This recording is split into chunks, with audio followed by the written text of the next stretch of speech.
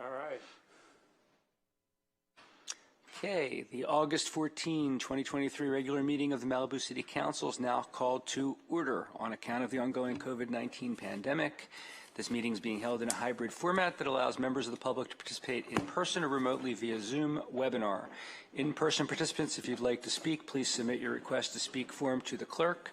Remote participants, if you'd like to speak, please join the Zoom webinar meeting printed on the agenda and raise your hand in Zoom when the item you wish to speak on is called. May we please have a roll call?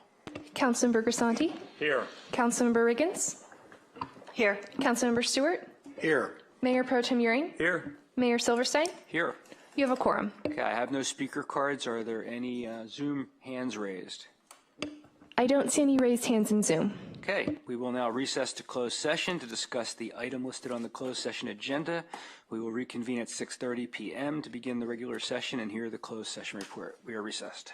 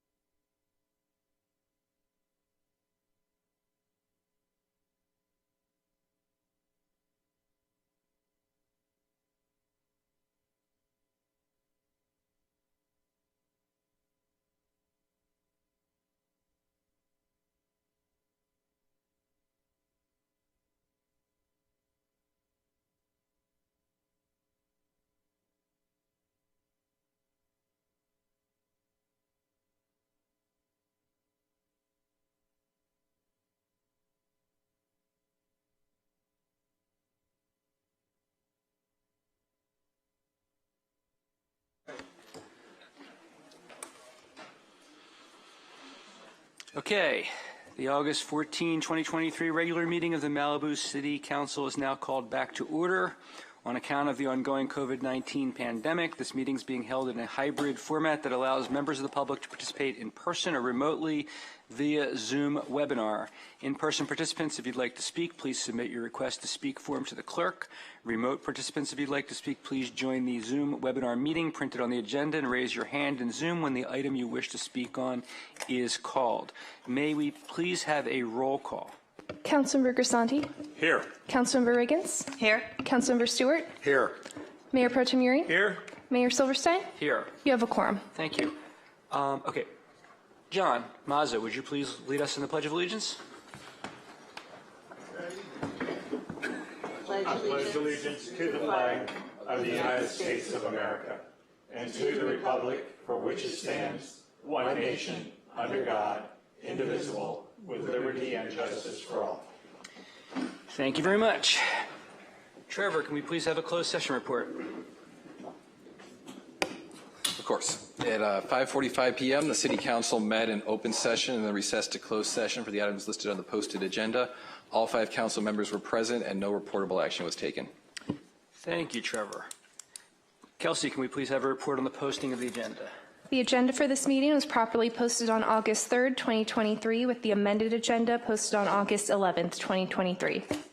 Okay, that brings us to the approval of the agenda. I'll make a motion to approve the agenda.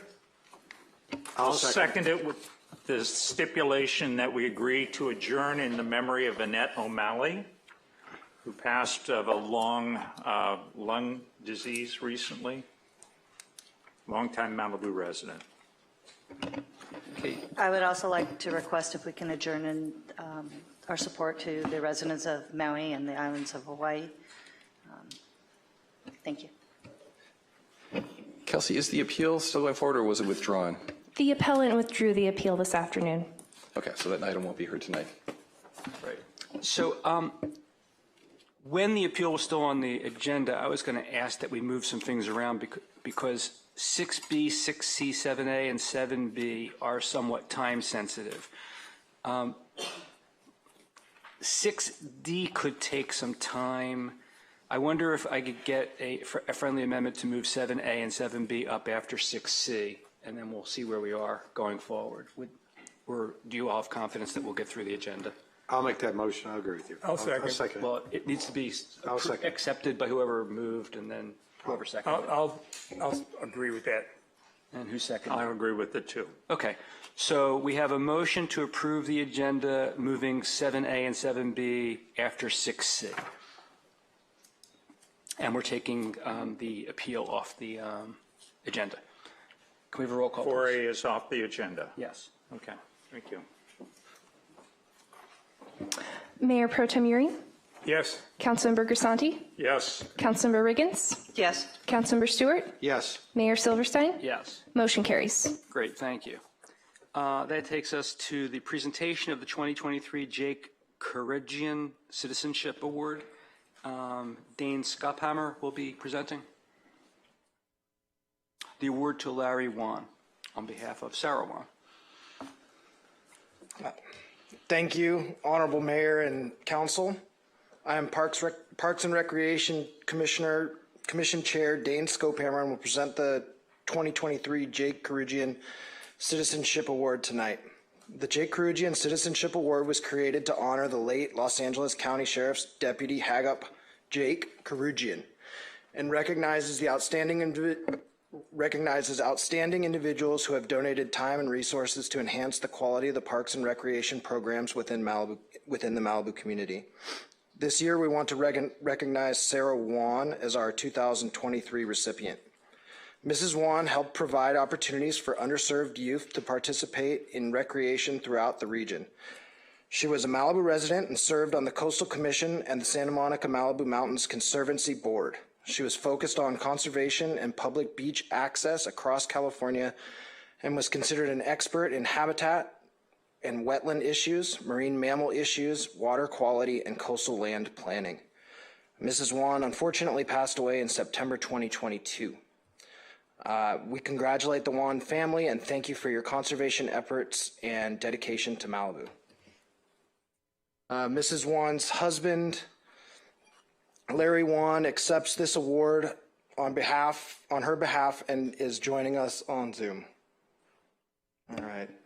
Larry, we're going to Yes, unmute I'm you. on. There you go. Larry, did you have any comments you wanted to make? No, I want to thank the council for recognizing Star. It means a lot to me.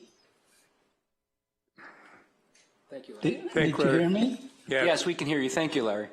Okay, thank you all. Thank you, Larry. Sarah was one heck of a person. I've known both of you for a long time, so thank you very much.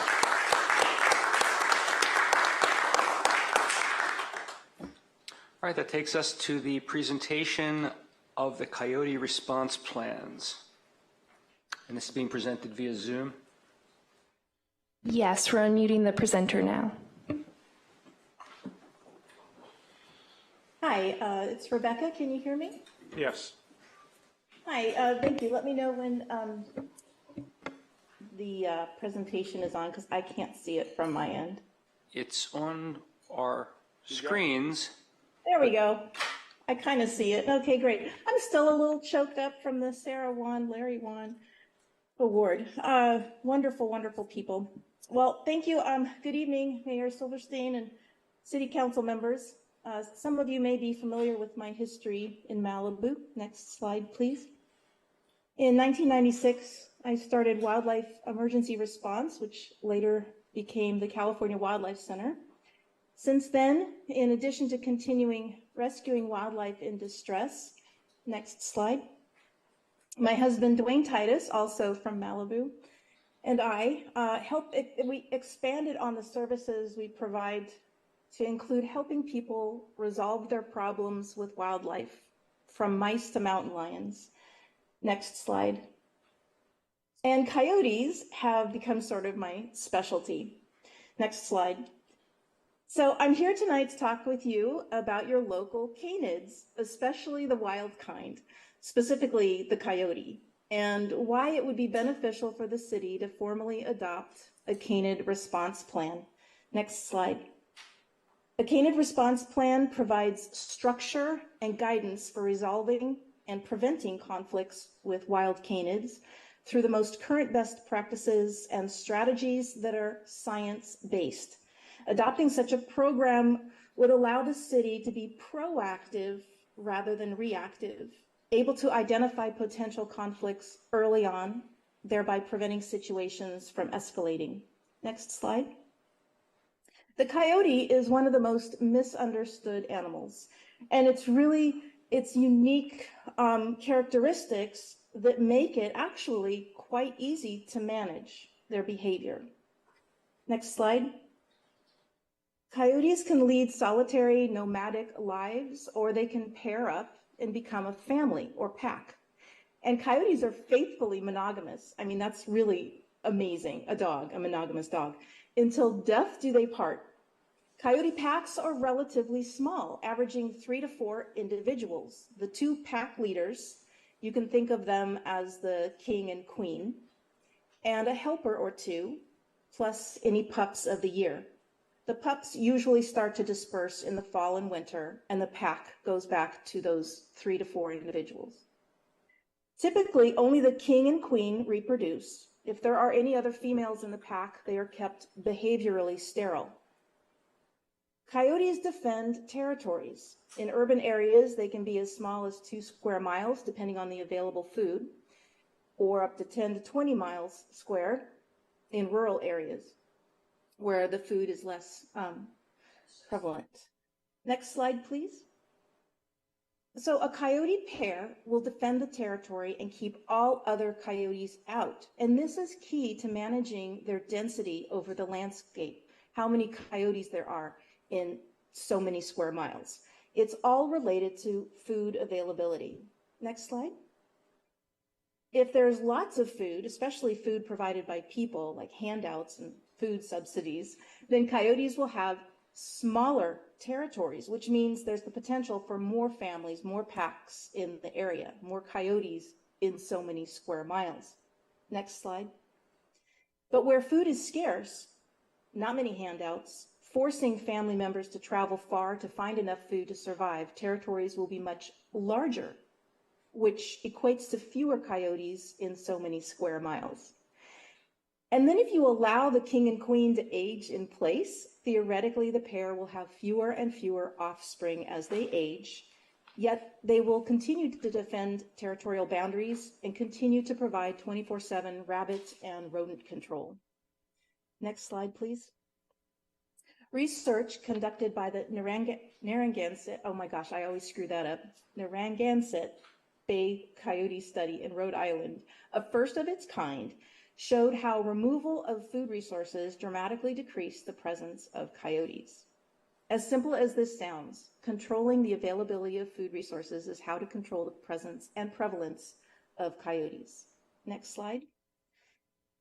Lethal control, however, is neither effective in controlling their numbers or reducing conflicts, and it can actually be counterproductive.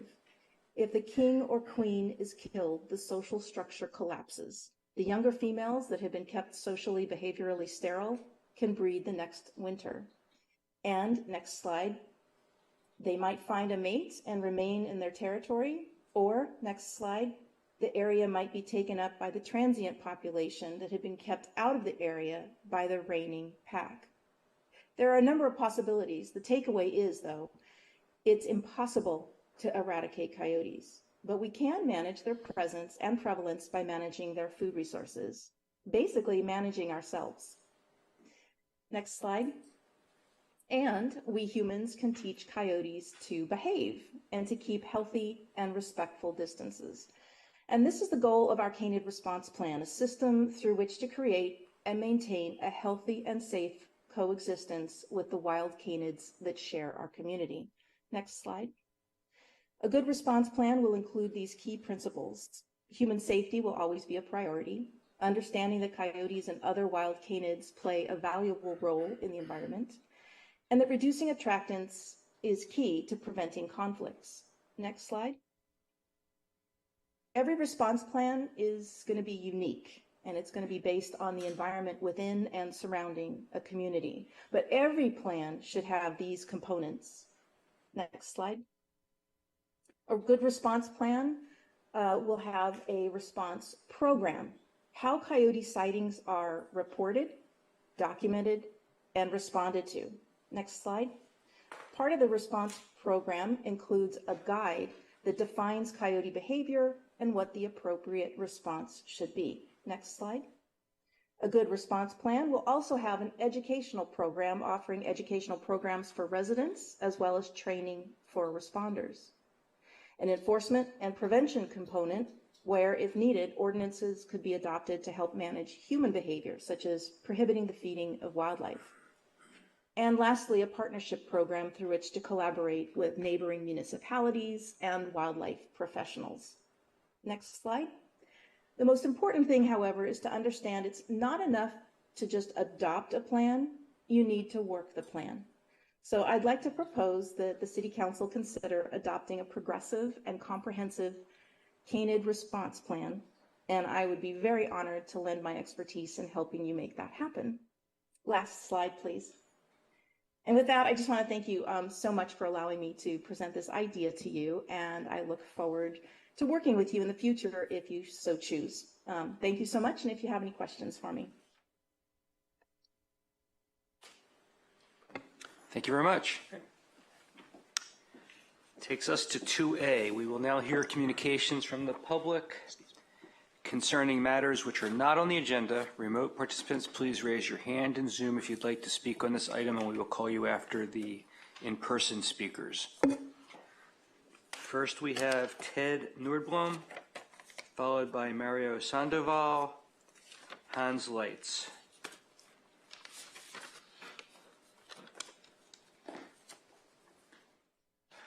Hello, Mr. Mayor and Councilman. The reason I'm here today is that I wanted to introduce myself to you. I'm running for State Assembly in District 42, which is Malibu, Pacific Palisades, Simi Valley, Thousand Oaks area. I haven't met many of you, probably don't know who I am. So I ran last year as a Republican conservative, and I ran against Lori Mills, but I didn't win the primary, and then I'm supporting the Republicans, Matt Jacobs and other ones. Lori didn't want to run again. I gave her the option, but she said, I'm out. So I said, look, I want to run. So I'm running as a conservative, but I need help, obviously, and support from the community. I understand I'm in a highly democratic city in LA County as well. So, but I understand that. I know the realities of it. But we need change. Things aren't going great in California. They haven't for decades. If things were going great, I wouldn't be running. Jackie Irwin is the Democratic incumbent. She is not really represented the people. I think she's kind of ruled people, and I think the Democrats in Sacramento have forgotten about the people. I'm here for the working family. I'm here for small businesses. I'm here to fight for the ones that can't fight for themselves. Obviously, I'd like to hear your input on what's important to you guys. Talking to the pulse of the people in Ventura County, LA County, inflation, taxes obviously are high on their priority on their list, feeding their families. But also we have a huge crime problem in Ventura County. We're understaffed. Sheriff Jim Fryhoff, they're understaffed like 50 recruits. I want to fund the police, not defund the police like Jackie's done. She's passed laws against canine units to fund them. And this, you can see like in what they did in Nordstrom's, they just, if you steal under $950, there's no accountability, there's no crime. We are helping the criminals, and everyday citizens, we're paying for it, and we're losing a lot of businesses. We've lost over $300 million last year just in tax revenue from people leaving California. So we got serious issues. We have a homeless problem, and I hear the homeless in Malibu and Pacific Palisades is pretty bad as well. You know, we have 33% of all the homeless people in the country are in California. It's because we're giving them entitlements. We're enabling them to be on the system that we just take care of everybody. Well, we can't afford it. We're going broke. We need change. And I'm here to make those changes. I'm here to fight. And I'd appreciate any support. If you guys know people that could help me, that would be interested in talking to me, I'll talk to anybody. I'll do meet and greets at people's homes. I will speak it anywhere just to get the word out. And just let know we can have a different California. I want to restore the California dream. It's been destroyed. It used to be like sunshine and hippies, and we used to, everybody wanted to come to California. Now we've got the highest crime, we got homeless people, we got drug addiction, we have mental illness, the things we need to address. The state is not addressing these issues. Jackie Irwin and the Democrat legislature are not addressing these issues. We passed a human trafficking bill. Jackie Irwin was absent on that bill. Thank you. Mario, you here?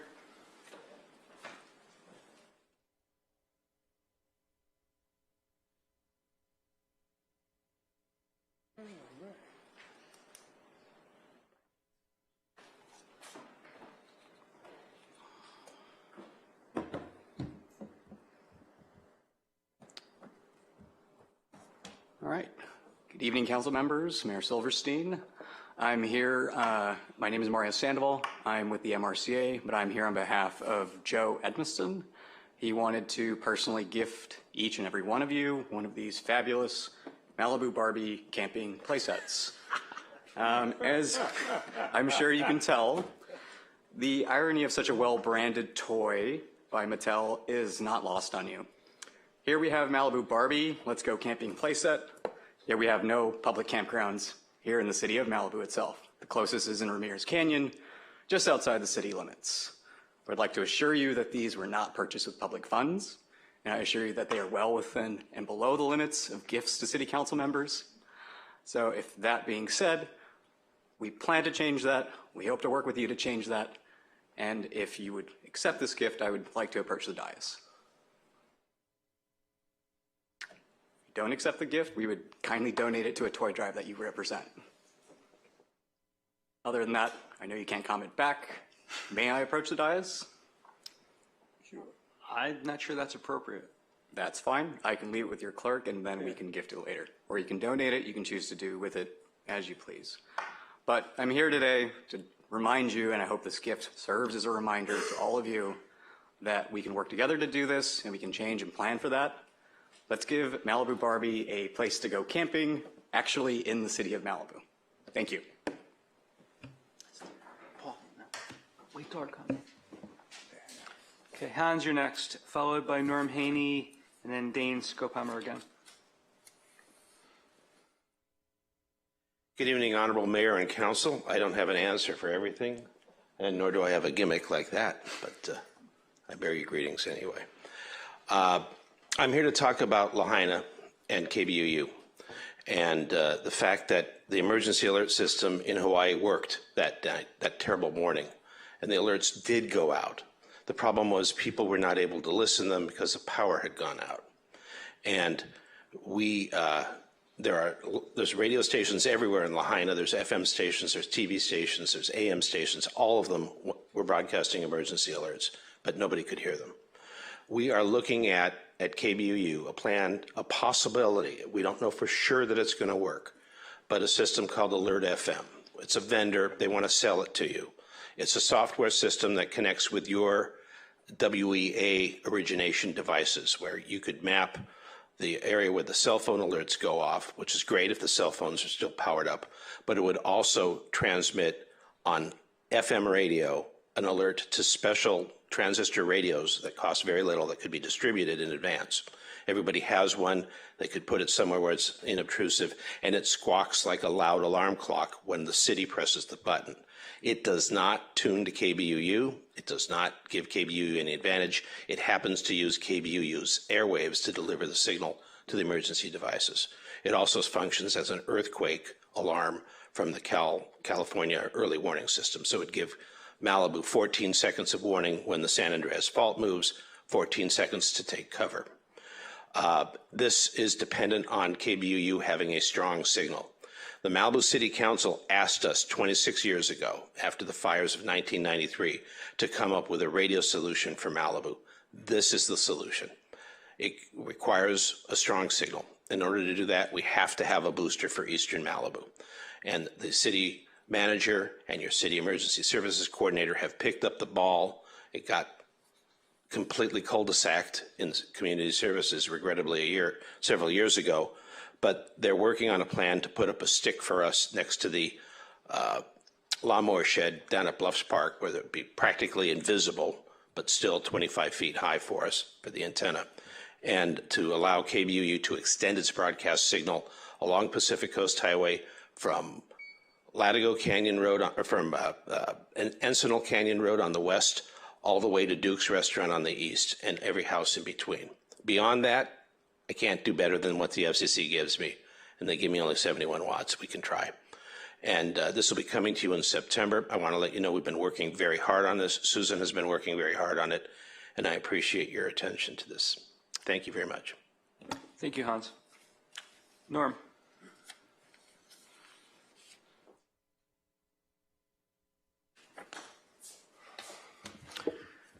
Hold on, Norm. Before you get started, you handed up some paper. I didn't realize there were for others here.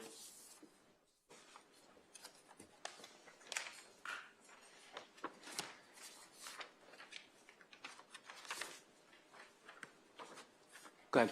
Thank you. Honorable City Council members, my name is Norm Haney, and I'm here representing the Gazzini family, who own a house at 31100 Broad Beach Road. The Gazzinis are trying diligently to have a wedding for their daughter at their home, consistent with Malibu's development standards. The development standards require an applicant to file for a one-day permit to have the wedding. Now, the policy in Malibu has been you can have the setup before the wedding, you can have the tear down after the wedding event, which is a special event if it's over 100 people, and this one is close, it's in excess of 300 people. So they went out and they managed to get off-site parking and shuttle, so everybody will be shuttled in, everybody will be shuttled back out to where their cars are parked. They've paid for that. They've done everything they possibly can to be consistent with Malibu's development standards.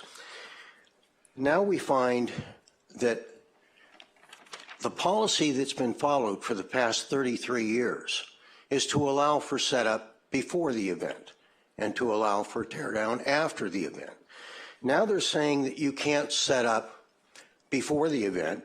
It has to be during that day. It has to be during an 8-hour period. the event has to take place and the tear down has to take place in that 8-hour period. That's completely inconsistent with Malibu's development standards and for the policy that they have followed. Mr. Clevenger, who I have a lot of respect for, said that there's a specific statement that says that the setup and tear down have to occur in that 8-hour period. That's simply not true. If it's true, I've looked through everything and haven't found it. And if that's true, it's completely inconsistent with Malibu standards. These people have worked very hard. They've started the setup.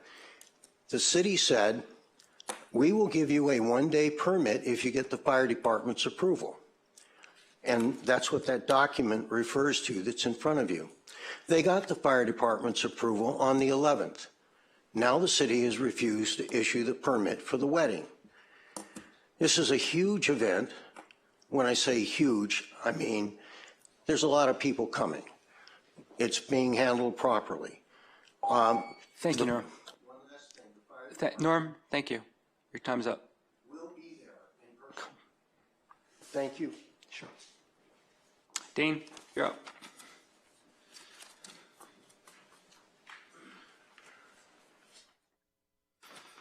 All right. Hi again, Council.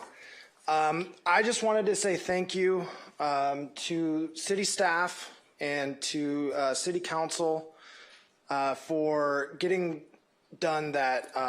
The snack shack, the temporary snack shack was a big success. We got it in before the end of baseball season. We had it running throughout the All-Star program, and everybody was really happy with the way it went. Big thanks to Kristen Riesco and Chris Oroz, who spearheaded the whole thing. They worked really hard. I know that they did a great job. So really happy to have been a part of that, and big thank you to the people that were involved that made it successful. I wanted to make sure that that we say that the temporary one is great, but it's not the full plan, right? And we're asking for your continued support to build a more permanent, more sustainable structure for that function. And hopefully you guys can support the city staff as they work with our commission to make that happen. That's it. Thank you guys very much. Thank you, Dean. That is the last slip I have. That takes us to Zoom. There are 3 raised hands. First, we'll hear from Craig Hill.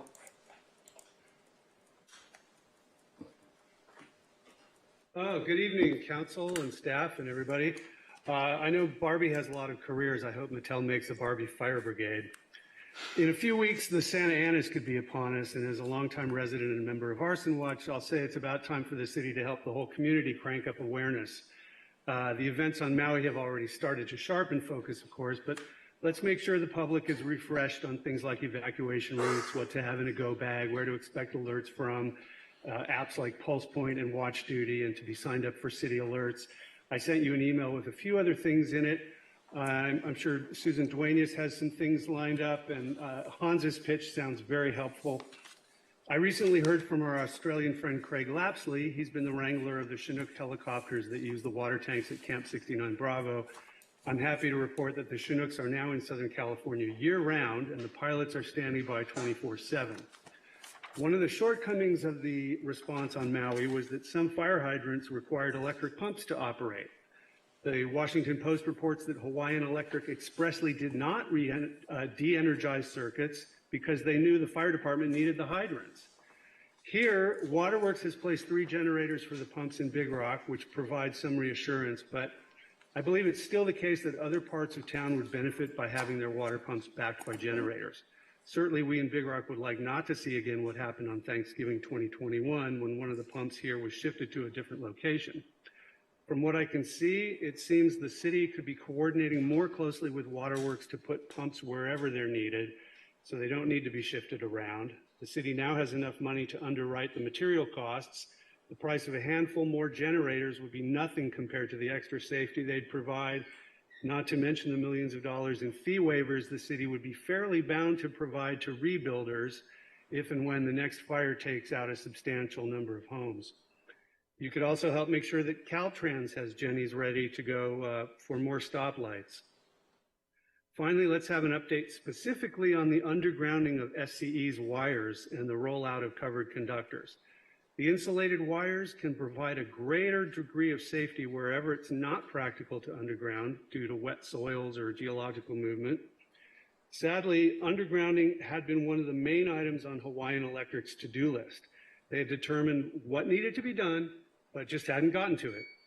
Hindsight being what it is, maybe they could have learned more lessons from Woolsey and Paradise and elsewhere. Let's make sure we can learn anything there is to be learned from Maui. Thank you. Thank you, Craig. Next is Terry Davis. Good evening, Mayor, and council members. This afternoon, or early this morning, actually, I sent you all a letter. I too am wanting to speak regarding the fires in Lahaina. It's a wake-up call for us, and with everything Malibu is doing, we need to do more. We need to do it immediately. We have the money. Let's put the money where our mouths are. Thank you, Hans Letz. I support your Alert FM system, but even with the antennas that you're talking about, we will not get that at Big Rock. We do not get AM, we do not get FM. So even with that, we'll have to do more. Let's solidify an evacuation program and let's rehearse it. Let's institute an educational program, not only for the residents of Malibu who need to be reminded of our situation, but for those who come into our community and don't have a clue. My husband and I hike up Big Rock. We pick up 100 cigarette butts a week. That's not a safe way to go.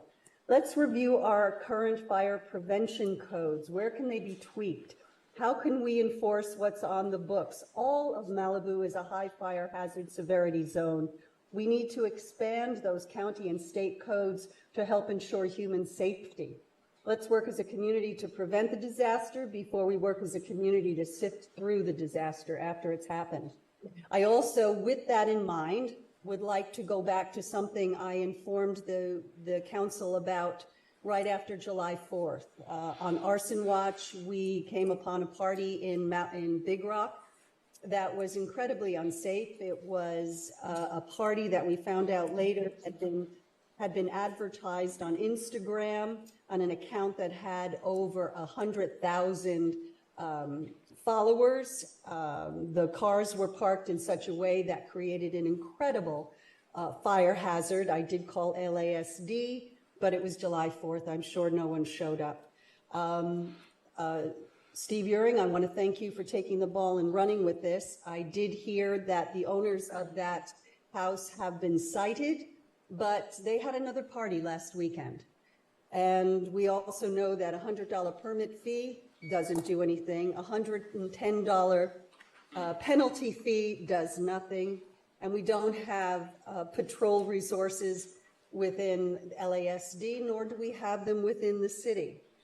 This is a safety issue as well as a quality of life issue for us in Big Rock as well as the entire community. I want to thank everyone for what they're doing, for what you're doing. Please know that we in Big Rock are very willing to work with you. Thank you, Terry. Who's our last speaker? It's Tim Para, followed by Stuart Halperin.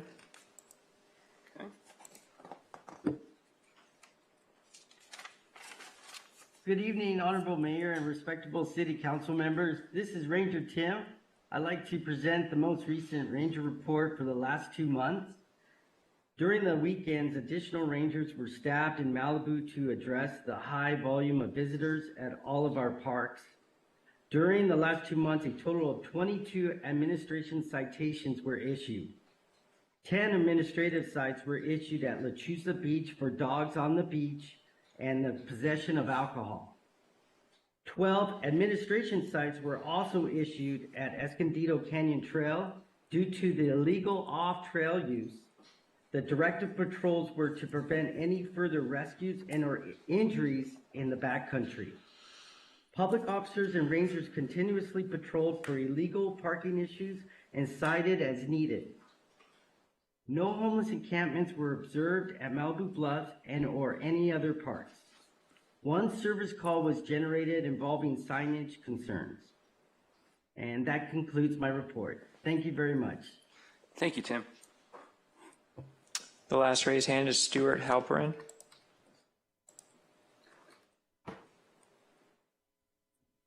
Hello, can you hear me? We can. I thank you for the opportunity to address the concern that I have. I have been trying to have whomever responsible cut the overgrown brush between Bluffs Park and Malibu Road. I'm a 19-plus year resident of Malibu, and one of the joys that I have living here is hiking between Bluffs Park, which if you're looking at it, it's on the right side, and walking the beautiful path to Malibu Road. Unfortunately, as a result of the heavy rains earlier in the year, the brush has gone crazy, covered up the path.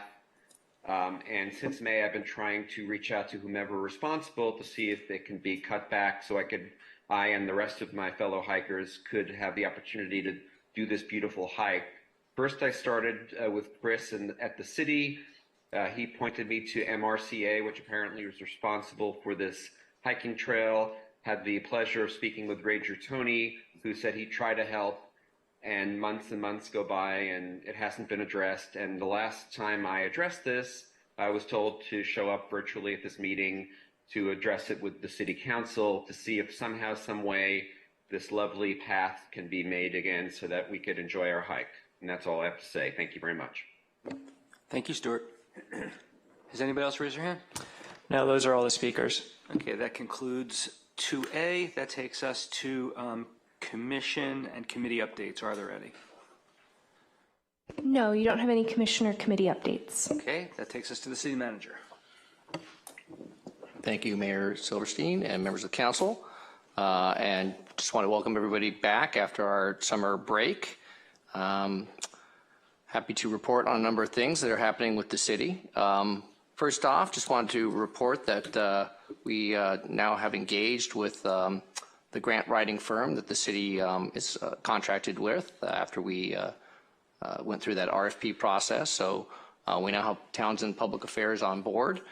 They had an orientation meeting with city staff last week, and we're very much looking forward to working with them and seeing what they might be able to bring forward for us.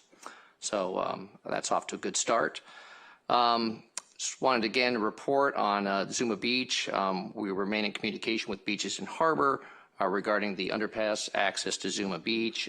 That underpass remains closed. We do have signs out alerting the drivers that are heading to the beach to use the left lane, and that appears to be helping, although it certainly is having some impact on the traffic there. The beach team is going to continue to monitor that situation as it goes forward. As most people are aware, the underpass remains closed due to the flooding there. There is not a long-term solution to this situation currently that anybody's aware of. I am going to be asking to see if this could be addressed by the PCH Safety Task Force, see if that could possibly be something that they could discuss, and see if we could get our regional partners to work with us on a potential solution there. Regarding the high school project, city staff did meet with both the school district and the Coastal Commission staff following the continuance at the most recent, well, it wasn't the most recent, it was the month before for Coastal Commission. The coastal staff is really committed to working with the city and the school district to get this project moving forward as fast as possible. And to that end, they did meet pretty expeditiously with us. They have now communicated what needs to be done to be able to get that back. This remains a high priority for the city staff. And of course, we will continue to work very closely with the school district on this. I'm also happy to report, and I think you probably saw, that the city and school district had put out a joint press statement regarding the comments that were made at the Coastal Commission, and just wanted to assure the community that we are working together to get that school approved and hopefully built as soon as possible. I want to pass on a few updates from our community service department. First, the playgrounds at Malibu Bluffs Park are closed this week due to maintenance. They're adding a protective clear coat to the playground surface to help with the upkeep and lifespan of the playground. We expect the playground to reopen next week.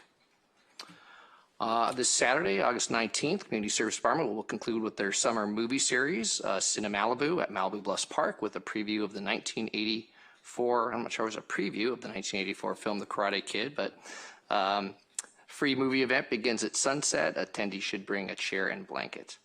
Also, the Malibu Arts Commission summer surf-themed art exhibition concludes on August 25th at the Malibu City Gallery. If you haven't had a chance to see it, come by. The show is free to attend and open during City Hall hours.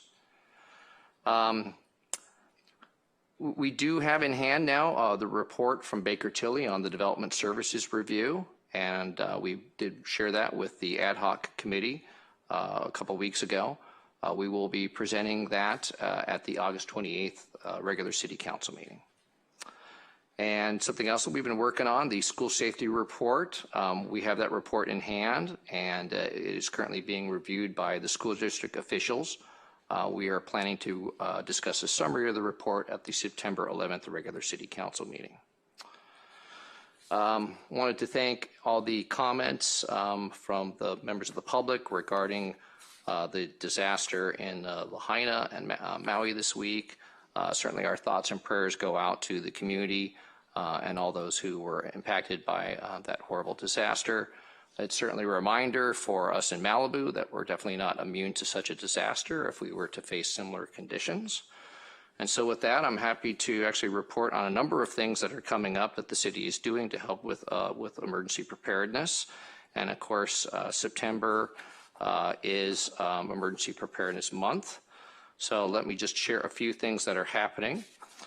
First off, we encourage everybody to start preparing for wildfire season now. This is the time to start watching what's happening with the weather in your local area. There is some information in the City Manager update on how you can be better prepared. And there's also a Malibu Survival Guide on the city's website that you can access. Also, to that end, there is going to be a free training to learn to assess a structure's vulnerability to burning down in a wildfire. That's going to be August 30th and 31st. The city is offering 2 free classes, and those are going to be August 30th and 31st from 8 a.m. to 5 p.m. at City Hall in the multi-purpose room. Space is limited, and folks can register by contacting fire safety liaison Jerry Vandermeulen at his email address here at City Hall. And again, all this information is in the most recent City Manager update. Also, folks can complete a home wildlife hardening assessment and can get a free emergency preparedness backpack that is also being offered right now through the city's public safety department. And there is a Firewise workshop coming up on August 17th. It's actually being held in Camarillo, but it is open to Malibu residents. Again, that's Thursday, August 17th from 8 a.m. to noon. And more information on that can also be found on the city website. And I'm not quite done. There's new information that's going to be going out to city residents regarding updated Zone Haven evacuation zone. So there are new zone maps for Malibu. So we would encourage everybody to know your zone. City will be mailing out information cards to all households in Malibu about the updated evacuation zone numbers. If you have any questions about that, you can certainly contact the city's public safety department. Also, the city residents are encouraged to take a disaster preparedness survey. That survey will be available through the end of August 2023 on the city website. That will help you. Help us prepare to better plan for the potential next disaster. And then lastly,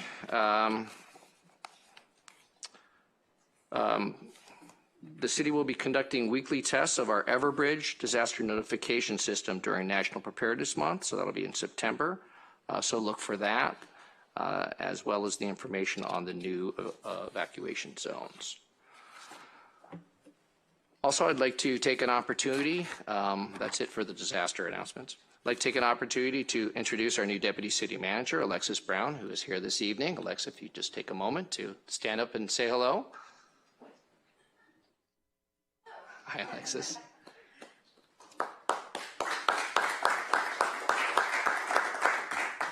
Would you like to come up to the podium and just say a few more words rather than more than just hello? Sorry about that.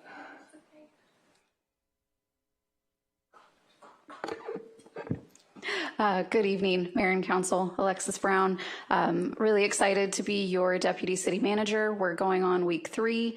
Steve and Joe are keeping me very busy. It's been a wonderful onboarding experience getting to meet all of your departments and staff, and I just really look forward to getting to work with all of you and move some of these initiatives forward.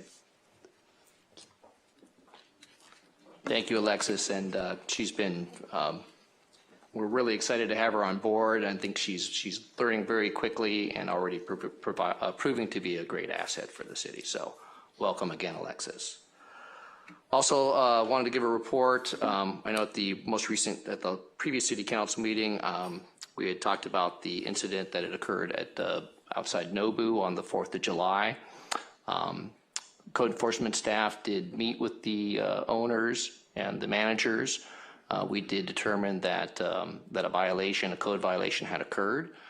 So a citation was issued. Staff made it very clear to them that the city would not tolerate any such further incidents, and we made it quite clear what was needed in terms of permitting for any future events. I know they also had a visit from our police captain, our police department, who also talked to them about the importance of safety. And I know Captain Sipu will have a couple of words, I think, to share on that as well. And that is it for my report, and I'm happy to answer any questions. Other than that, I'm happy to pass it on to Captain C2 for her report. Okay, thank you.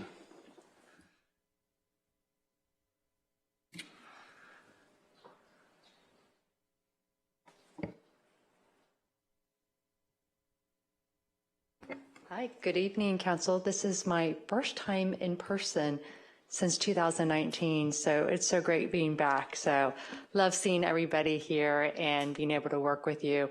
I'm going to have Sergeant Chris Southerland give the statistical report, but right now I'm going to just kind of talk about a few things that we're doing, and then any questions that you have for me, I'm happy to answer any of the questions. So you mentioned Nobu.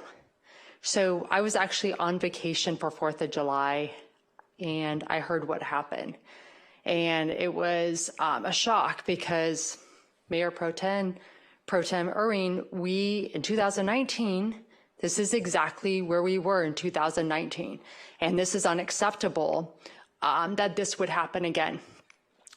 So we immediately made a meeting with Nobu's managers and had a stern talking, but a talking with going forwards and a conversation about partnership and about the community.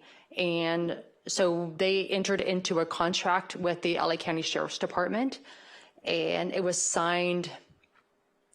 They signed it last week. It is now on our fiscal's desk to be signed and implemented.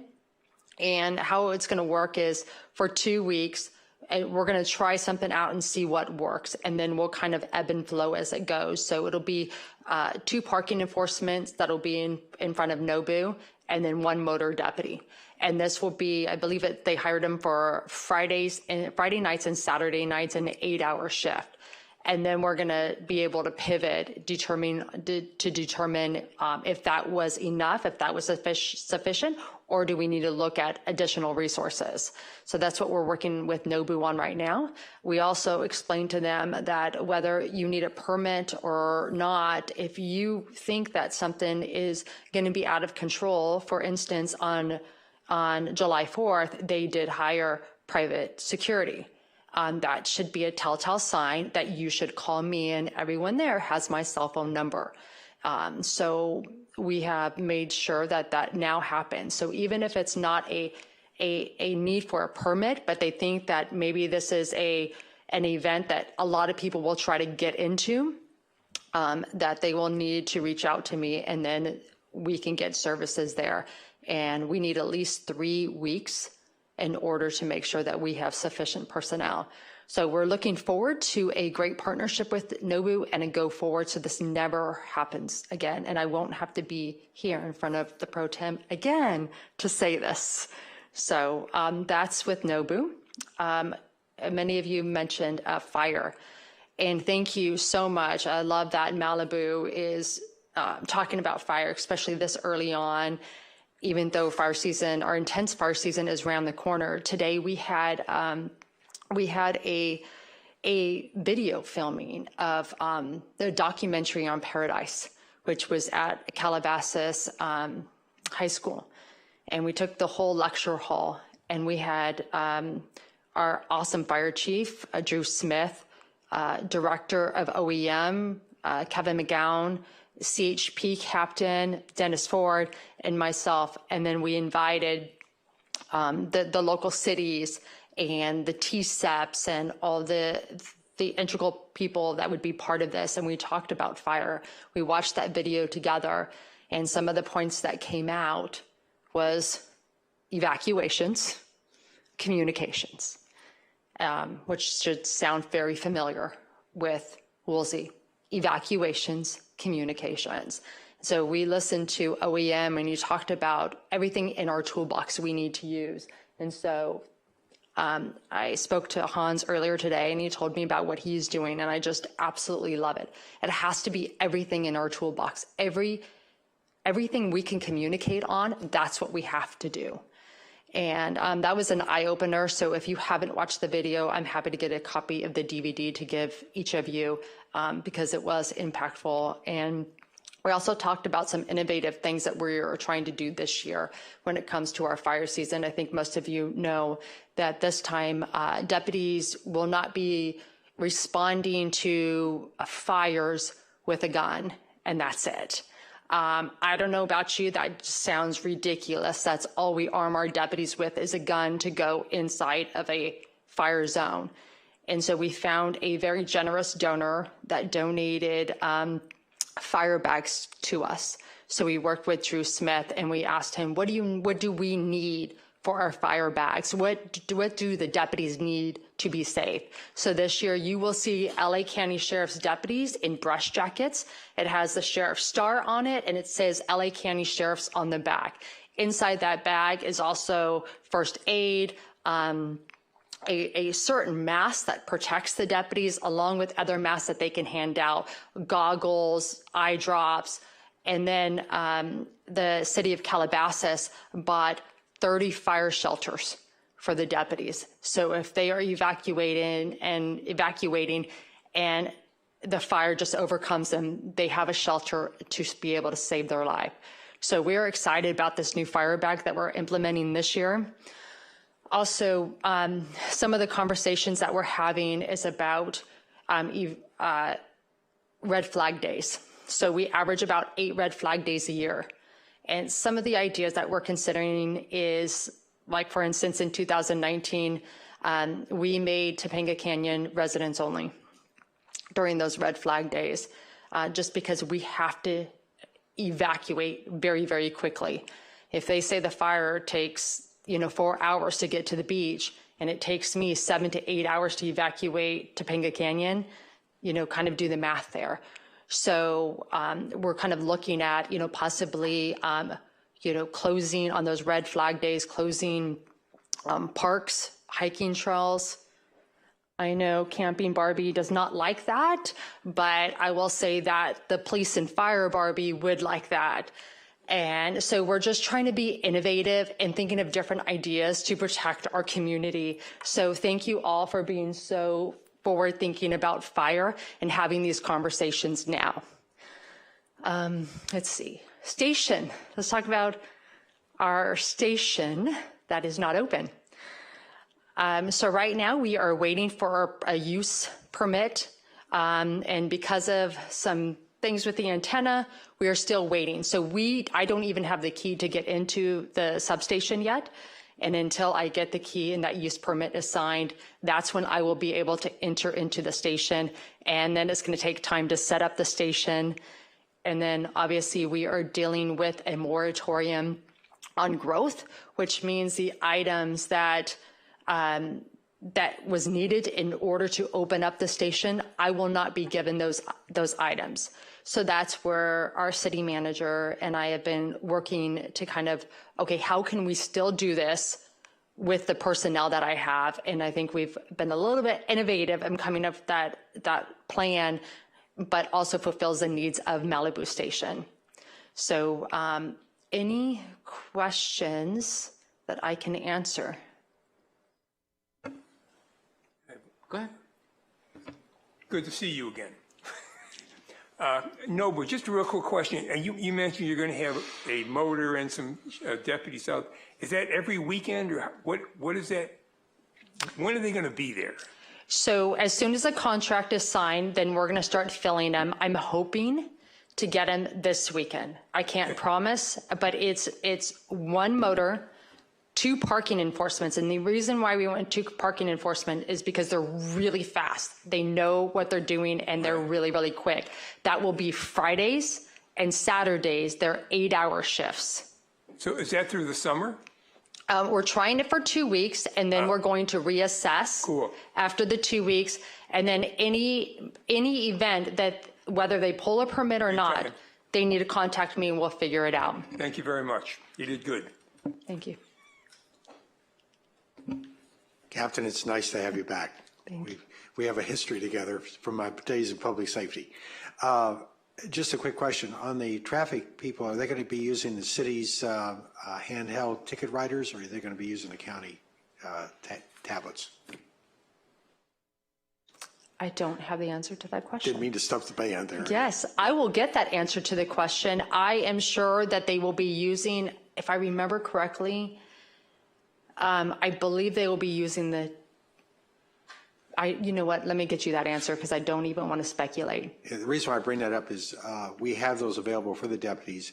It allows us to also see what the performance is, and because it's instantaneous and it keeps a record of multiple offenders.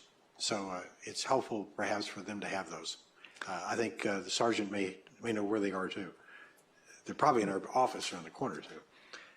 That's it. Thank you. And by the way, thank you for all you're doing. It's great to have you on the job. Oh, thank you. Good to see you tonight.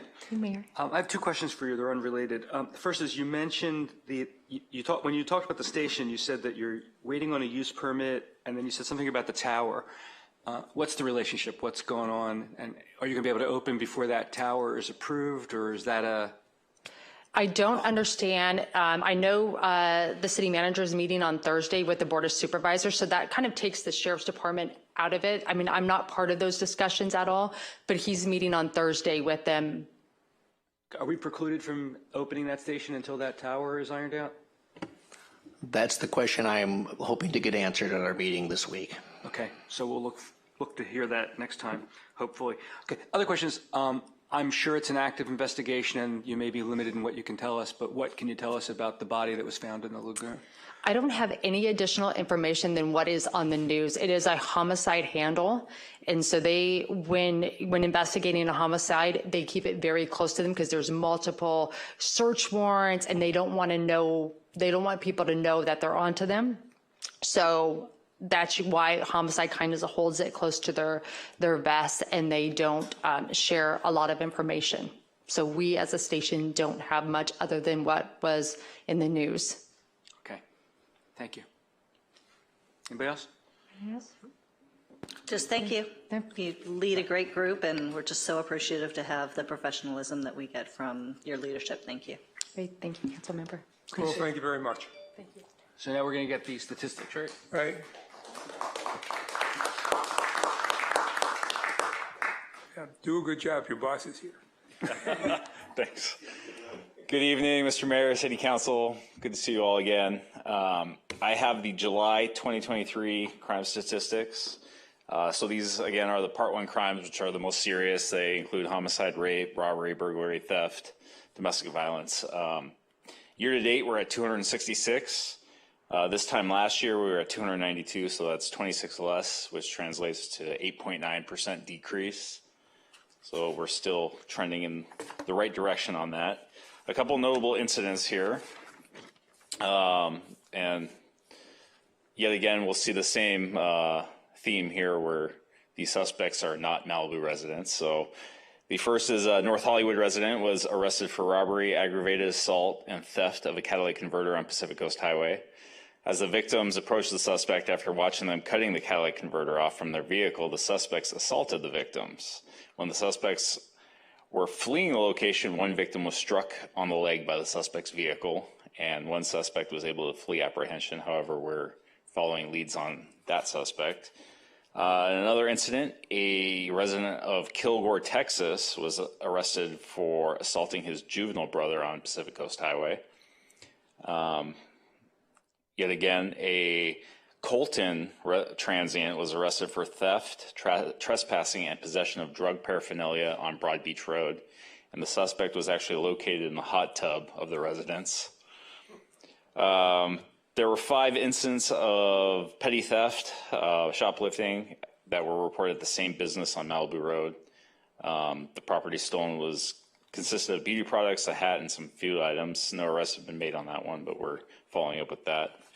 One of the a major incident that we had, which probably the community has been talking about, happened on Fernhill Drive, which is on the point.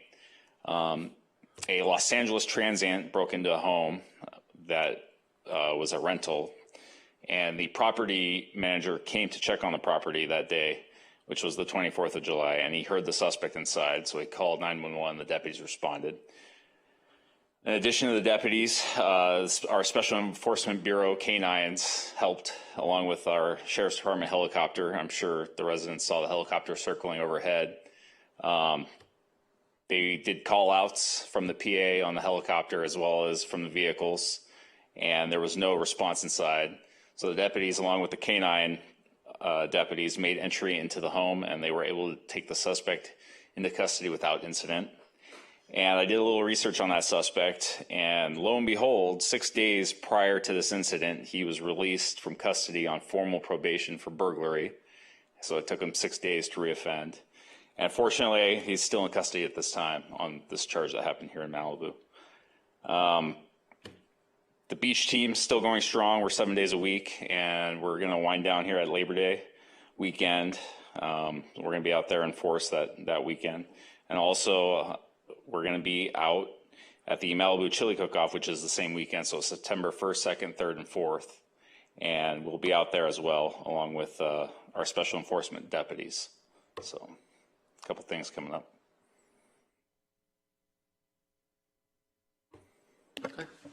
There was, and I saw this on network or next door or whatever, but there was some house over on Point Doom that got robbed. They stole the cars. Are you aware of that? Does that ring a bell? There was another burglary that happened, yes, on Port's Head, I believe. I think it was Port's Head, yeah. Can you tell us anything? Same thing. The house was for rental, and the homeowner came back to check on it and discovered it had been burglarized. Apparently they cleaned it out. Yeah, so we were actively investigating that. We are waiting for the victim to actually come back to Malibu to inspect the house and go through everything that's stolen. Thank you. Mm-hmm. The other one that you reported about on Fernhill, was that during the blackout? No, that was a different date. So what happened then? Do you know? There was a lot of reports of helicopters circling and telling people to stay indoors. So that day, there were 2 incidents. There was a drown. Well, they didn't drown, but there was a person in the water that had been incapacitated. They were under the influence of alcohol, and they started drowning in the ocean there. And so the fire department had a helicopter that came to help locate the person off Point Doom there. So there were 2 incidents with helicopters. There was one with our helicopter and one with the fire department helicopter. The night of the blackout, I got reports that there was a helicopter circling telling people to stay indoors and someone else to come out. We know where you are. It's dangerous. I mean, this is a number of people reported this. Yeah. You know anything about that? I believe that's the Fernhill Drive incident. Okay. That was the 24th. So. Thank you. Anyone else? Well, thank you for your service and for the report. Thank you. Thank you.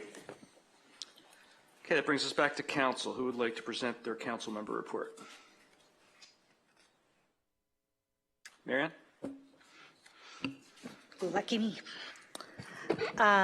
So, been pretty quiet the last few weeks. I did attend an installation dinner for Los Angeles County representative of Cal Cities. I also attended a mediation for school separation, and just positive things happening on that note. We're all talking with one another, so it's we're communicating. So I'm proud of that. Let's see. With regards to the fire bags that the captain was speaking about, is that something that maybe we should look into for VOPs or our deputies that are in our area to make sure they're staffed up with that? If there's any funds that we could possibly have to support those, just want to put that out there. I think that's a great idea, and want to make sure that we cover as many deputies as possible with that, and possibly even our VOPs. We know from Woolsey that they were very active, so I just want to make sure everybody's safe. Also, is there any way we can push a text or an email to our residents and those who work in our local businesses with regards to what's going on in emergencies and the evacuation havens that are available, just so everybody knows where they are in that list, and that might be a way to get that information out. Regarding MRCA. So as a former Girl Scout who's camped in our local areas and an organizer of camping for events for our Malibu Palisades Girl Scouts and past troops, I'm a huge supporter of camping in Malibu. I would like to remind everyone that Malibu is bordered by Leo Carrillo on the west or north end of Malibu, and Topanga State Park on the south or east end of Malibu. We have Malibu Creek State Park directly to the north, along with Tapia Park that is within, I think, probably 5 to 7 miles from this location here. Additionally, the city of Los Angeles has a camping site that was damaged in the Woolsey fire that has not been repaired. And as you go further north or west along Pacific Coast Highway, the state of California has several more camping locations available. So near and around Malibu, there are several areas for camping. Many other communities don't have any camping within their community. And I think it's very disingenuous to see that Malibu is not shown to have camping within our area, even though we are surrounded by camping in our areas. And I would like to work with state parks and MRCA to make sure that everybody has those experiences, but I would like it to be recognized that we do have camping facilities completely surrounding our area, and that should be noted, and to see that we find a way to work together on this. I think Malibu Barbie and every other Barbie across the United States, along with Ken's, should be able to find excitement in camping. So, thank you. Thank you, Marianne. Paul, would you like to go next? Sure. This is going to be easy because I attended a couple of those meetings with Marianne, so I also went to the LA County, I'm sorry,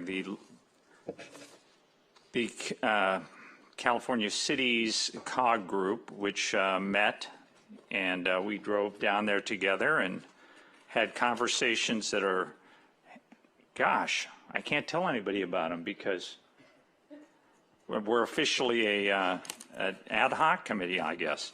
Also, we went to the school separation thing, and I agree that there was conversations and progress made, and I long for the day when we will have something lovely to announce.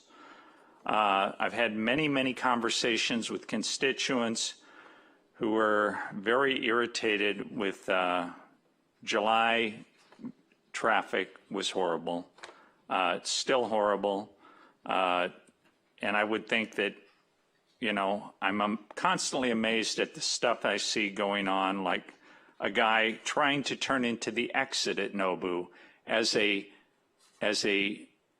valet leaves, drives across into the other side of the street and then goes against the flow of traffic to reach a parking space and in the gutter lane. And I'm thinking, it's insane. And whoever the sheriff has there should be empowered to fire valets who are doing stupid and insane stuff immediately. I also had a couple meetings with Dave Ravel, who is a scientist working on the hydrology of the lagoon remediation and the Topanga Ranch project. And it was very encouraging, and we'll have more to talk about that later when we're talking about, I think it's, is it 7A? B, okay. And that's about it for me. Thank you. Before we move on, Trevor, it's my understanding council members can talk about what's going on at ad hoc committees when they're presenting publicly. Is that correct? Or are we restricted? Well, we have an agendized item for them to make a report from their ad hoc. If there's a brief update that they met or something along those lines, that would be appropriate at this point in the thing. But if you want a full report from the ad hoc, it would need to be an agendized item. But it's not precluded from being discussed once we're in public session, correct? The ad hoc can discuss what, the ad hoc, when it makes a report, can discuss what they did. That's Okay. the point of them. It has to be an ad hoc report, though. It can't be during council member reports. Yes. Okay, thank you. Good going, Paul. I didn't know that. Doug? Okay. Just a quick comment about valets. Just to remind the Sheriff's Department and others, we have a city ordinance that says valets are supposed to be wearing a yellow vest when they're operating on PCH. So if they're out running around without their vest, I'd like to make sure that that's enforced. Let's talk a little bit about NOBU and these events that seem to have too many people. I think the Sheriff's Department and Captain C2 and the Sheriff's Department with NOBU is a good step. But as Terry Davis mentioned, in Big Rock, we've got a repeat offender.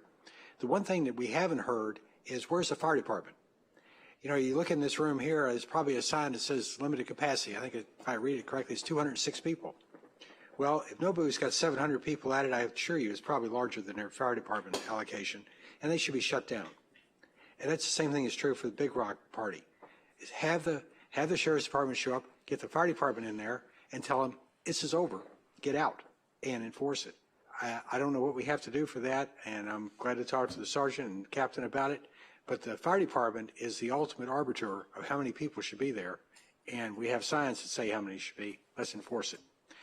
One comment to the MRCA and others, you know, they've said Malibu doesn't like visitors. I want to give you a number that was in the fire department report for the month of July for the beaches, 1.7 million visitors. To put that in perspective to Maui, Maui gets 3 million a year. We had 1.7 million in the lifeguard report for July. This is a town that has 15 million people come visit us.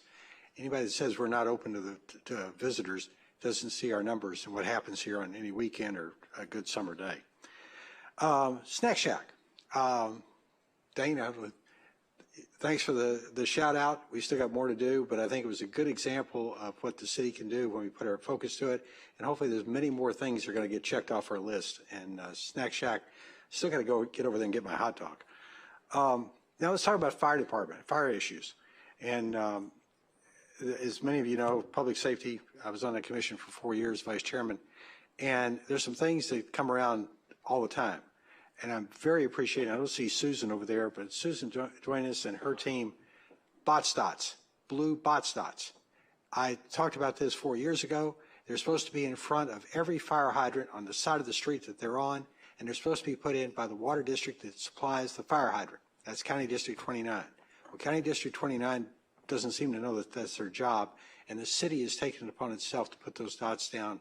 And understand from the city manager and public safety, they're going out and doing that. Now, I would encourage that we have private roads like Sarah Retreat, my own homeowners association, and some of the other places have private streets. Get the BotStats place where they can pick them up along with the glue, go down to Home Depot or Anawalt, get a caulk gun, and you can put them on the street and have them there. Anybody that's heard the story about the fire that was in Winter Canyon a couple of years ago in the middle of the night, you know, everybody says, well, the fire department knows where all the fire hydrants are. They don't. It's the middle of the night.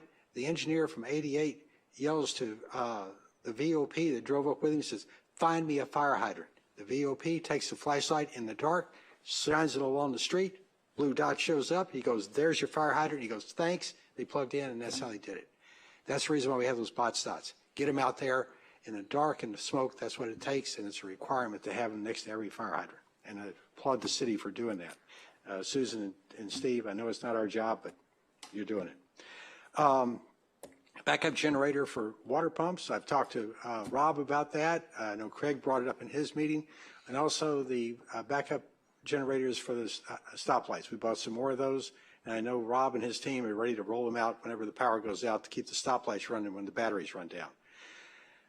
Alert FM. Hans and I have had that conversation now for 3 years. And it's time for us to get this in. It is now in use in Shasta County, Butte County, and the entire state of Alabama uses it for tornado alerts. This is everything I've talked about having alert and advise. If you listen to some of the reports about Maui already, they said we didn't turn on the sirens, or they didn't use them. Heard various stories because all we were going to do is alert anybody, but we couldn't tell them what to do. And you think about that for a minute. The old Conrad sirens, from those of us that are old enough to remember those, always went off and you knew it was either a tornado or a nuclear attack. You knew to basically duck and cover. But for a fire, what are you supposed to do? Turn left, turn right, evacuate, stay put? That's where you have to talk to people, alert and advise. The FM, Alert FM is designed to be, we'll get into too technical on this, a subcarrier on your FM radio like you see in your car sometimes. You'll see the name of the tune it's playing. It goes out and can talk to a geo-fenced area and tell you what to do. It is exactly what we need for our city. Yes, it's going to cost us maybe $1 million. That's what the grant writer's for. Let's get this thing in. Let's get it in now. We're not going to get it in this fire season, but Hans knows what to do. The city's working on it. Let's get this thing done. And you'll hear me say this over and over again. We've got the money. Let's go get it spent on the right things. And this is one of those things that I really advocate. And Hans has done a great job. And by the way, the name of KVU's real name is Zuma Beach Emergency. That's what it was designed to do. And thanks to Hans for having it in place. Finally, on zones.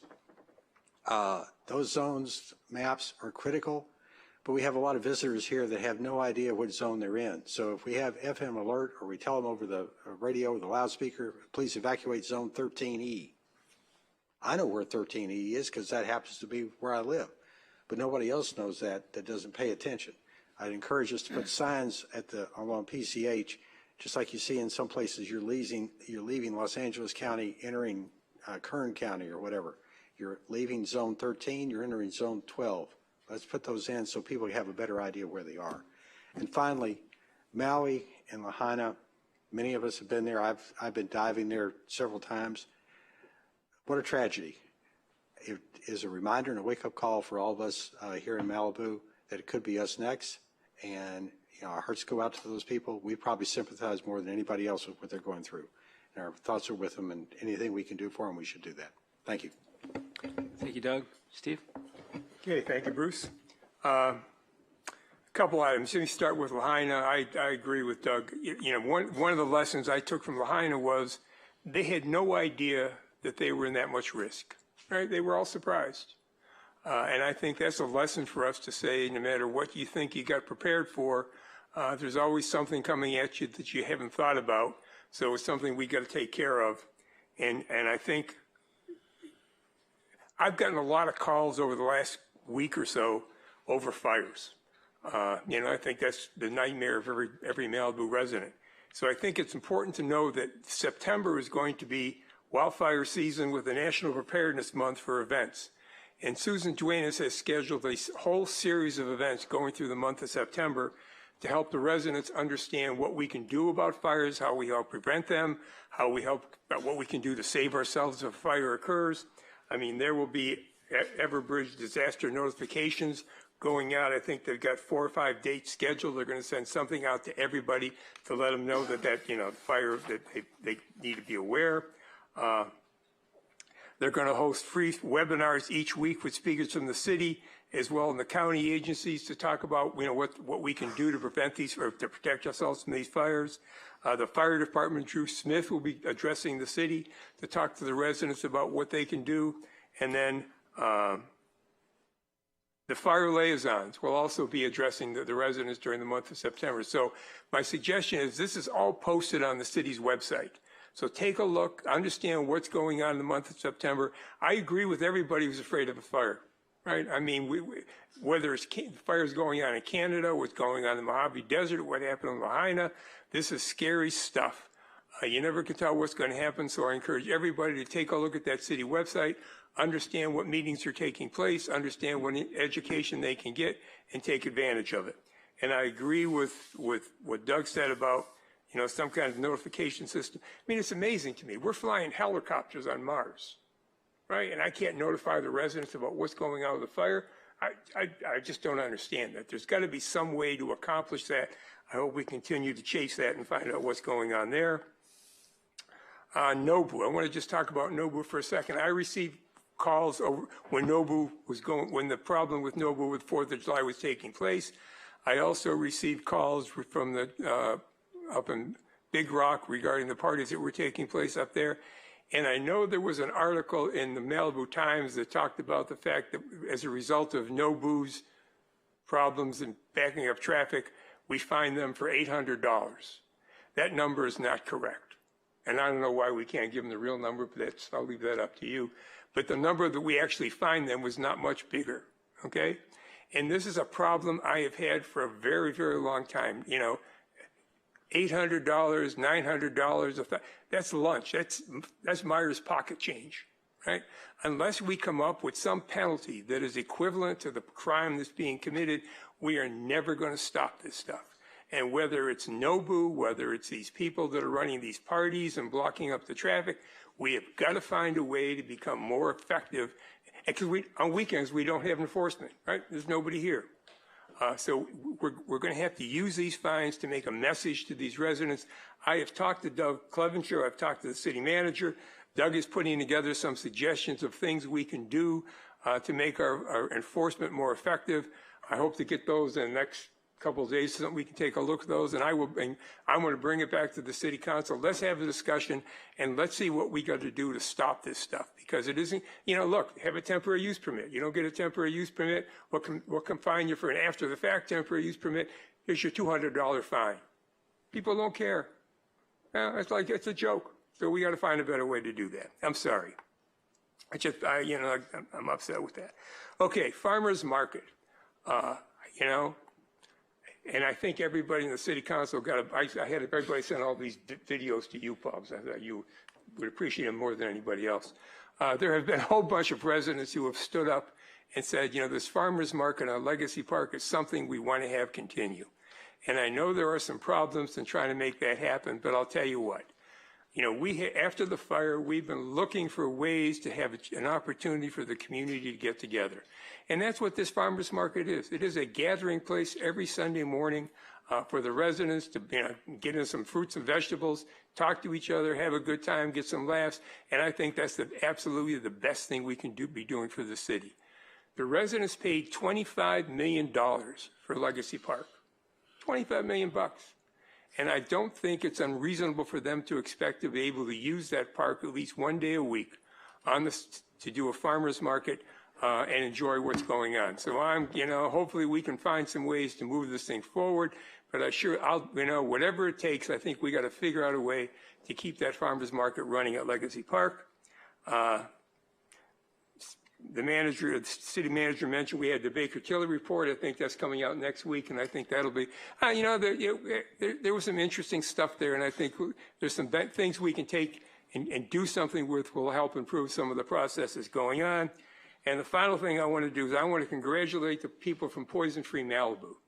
Last weekend or weekend before that, they went up to the headlands, and they organized a plan to go out and pull up the non-native plants that were previously being attacked with using Roundup by the state parks.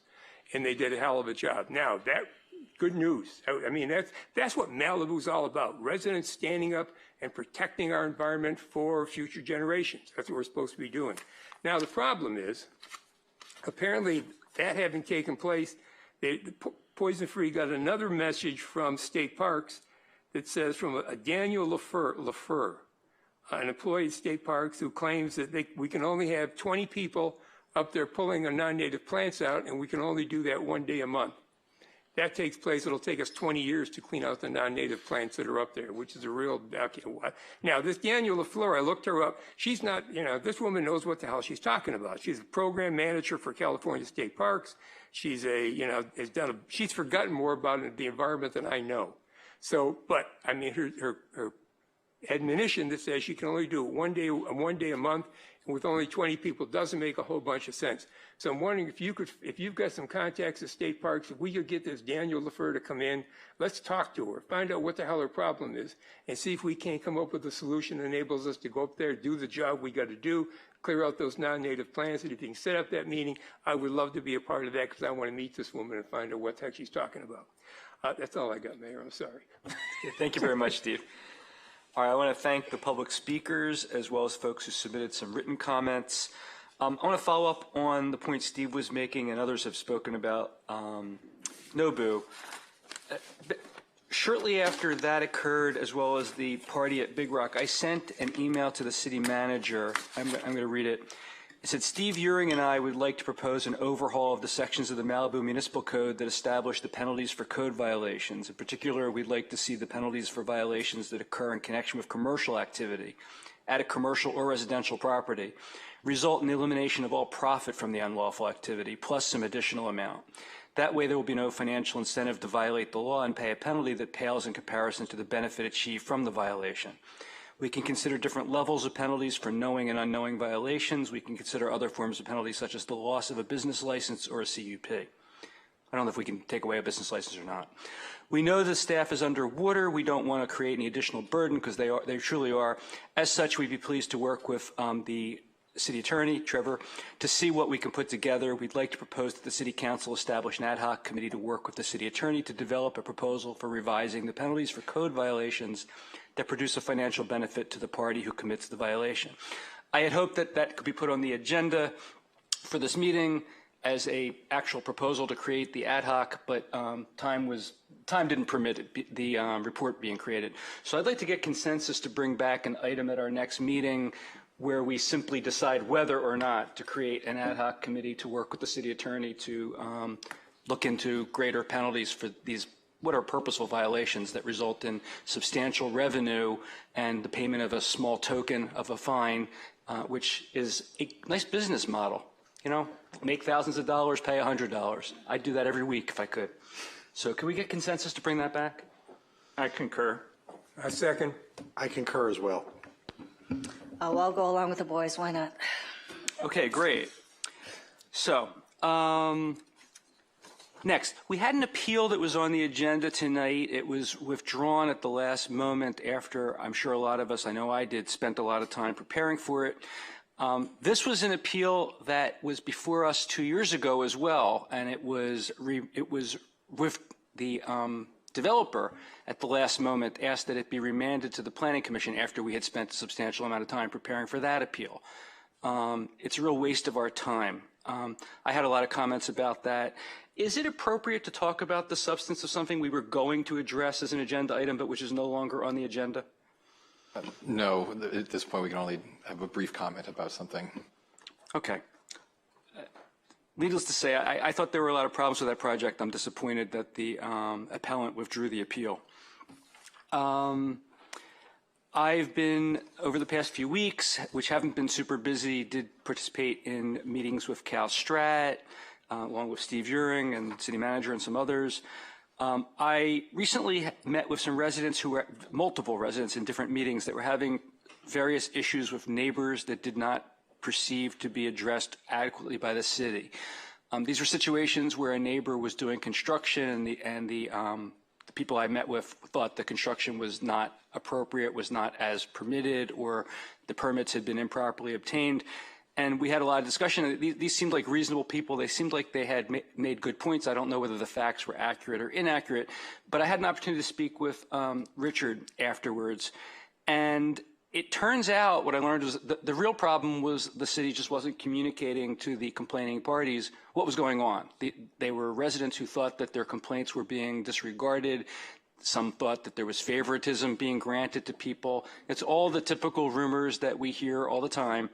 And after discussing this with Richard, what I found was in both of these instances that I spoke to people, things were being done. They were being done behind the scenes. The city was actually actively pursuing the enforcement issues, but the residents just didn't know that was happening. So I would just like to encourage the staff, when possible, I know you can't discuss when enforcement actions are being investigated, but once decisions are made and communicated to the property owner, if they could also be communicated to the person that makes the objection, that way they won't feel like they're being disregarded when in fact their complaints have been acted upon.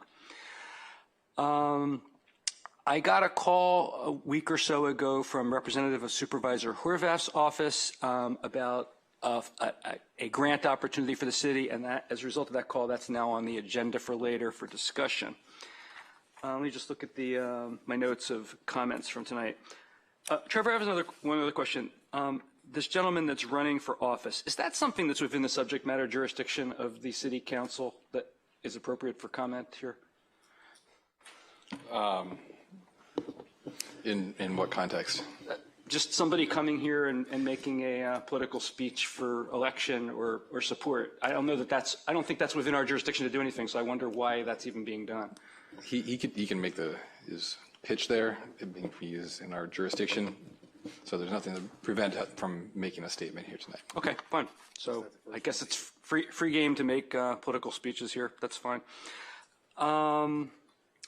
Mario, I'm going to thank you for the offer of the Malibu Barbie, but I do ask that you give it to a Toy Drive or some other appropriate charity on my behalf. I suspect the others here are of the same. I actually have a habit, I have a policy, I don't accept any gifts. It doesn't matter whether they hit the legal limit of under which we can accept them or not. So appreciate the offer, but please make a donation to an appropriate charity. And I couldn't echo more strongly Marianne's comments. There's camping abounds here. There are plenty of coastal cities that have no camping, not even anywhere near them. And to say just because it's not within a city's municipal jurisdiction is disingenuous. It's all over. There's much more camping around here than there is in most places on the coast. Hans, I hope we get moving on what you talked about. Sounds like it's valuable, and we thank you for your work in that regard. I don't know who the proper person to ask is, but is somebody looking into what it is Norm was speaking about, or is this news to the city?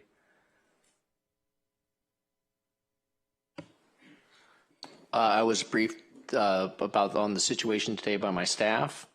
I don't know that I have a particular response for council at this time, but I'm happy to look into it and follow back up with Mr. Haney. Okay, yeah, I'm not looking for a response with respect to the particular instance, just whether there's some policy change or whether that's incorrect. You don't have to do it now. I'm just asking that we find that out.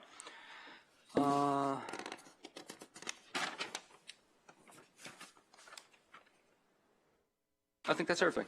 So, go ahead, Steve. One I forgot. A number of residents have called me about neighbors who have not cleared their brush. And there was some concern that if they put a complaint in, they've got to sign their name. They don't have to do that. If you identify brush that needs to be cleared, you can call the city's, the city, what do you call the guys that work? Public safety liaisons. There's 3 of them. Let them know where this piece of property is. They will go out and take a look. You do not have to give your name, and they will go out and make sure this property gets cleared. So you've got an ability, if you think you've got a concern, you're able to report it to the city, get it corrected without having to go through this process of identifying your name as part of that. So take advantage of that if you have that problem. Thank you. Sorry, Bruce. Okay, thank you. Okay, well, that concludes council member comments, reports. We will now consider the consent calendar. Remote participants, please raise your hand in Zoom if you'd like to speak on an item on the consent calendar. I've not been handed any in-person speaker slips cards. Is anyone on Zoom asking that any matter be removed from the consent calendar or pulled from the consent calendar? No, we don't have any raised hands. Okay, does anyone on council wish to pull anything from the consent calendar? I'd like to abstain on the approval of minutes, item 3, and I'd like to pull the investment report number 5 for Joe Tony to have a few comments. Thank you. Marion, are you abstaining as well? Yes. Okay, does anybody else wish to pull any other item? In that case, I'll move that we approve the consent calendar, noting the abstention of Doug and Marianne on 3B3 and excluding 3B5 from the approval. I'll second. Any comments? Roll call, please. Mayor Silverstein? Yes. Mayor Pro Tem Euring? Yes. Councilmember Grisanti? Yes. Councilmember Riggins? Yes. Councilmember Stewart? Yes. Motion carries. Thank you. That takes us to 3B5. Doug, do you want to just comment, or do you want to report first? Just let Joe give us a quick update. I think, as all of you know, it's the way we're managing our excess funds right now is super critical in this high interest rate environment, and I think they've been making some nice progress, and I just want to make sure they get credit for it. Or blame. Yes, Honorable Mayor and members of City Council, and thanks to Councilmember Stewart's guidance, we've been making some movement on our investments. This report doesn't show a lot of movement, but you should see it in the next month. We've actually decreased our LAIF amount by about 20 million, moving that over to more treasuries.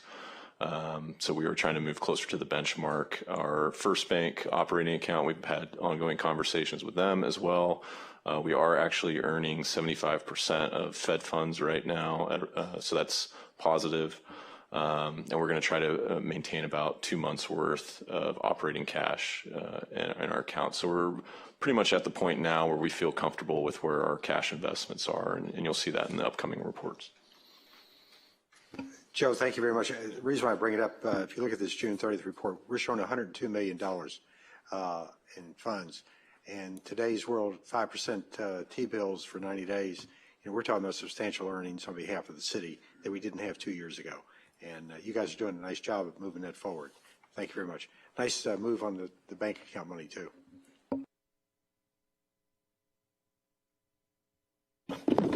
Sorry, I have my mic on. That's just receive and file. We don't need to vote on that? That's correct. Okay, great. So 4A has been withdrawn. That takes us to 6A. I'm not asking to do this, but does anybody wish to have a break before we move on to the more substantive matters that are ahead of us? Okay, so not yet. Okay, that takes us to 6A, Woolsey Fire Fee Waiver Program Update. Please raise your hand in Zoom if you'd like to speak on this item, and you'll be called after the staff report. And I have no speaker slips, so there will only be people on Zoom if there are any. Staff report, please. Yes, good evening, City Council. This evening, I'm bringing to you an update on our Woolsey Fire rebuild efforts. The Woolsey Fire destroyed 465 single-family homes in Malibu. This number does not account the multifamily structures that we lost.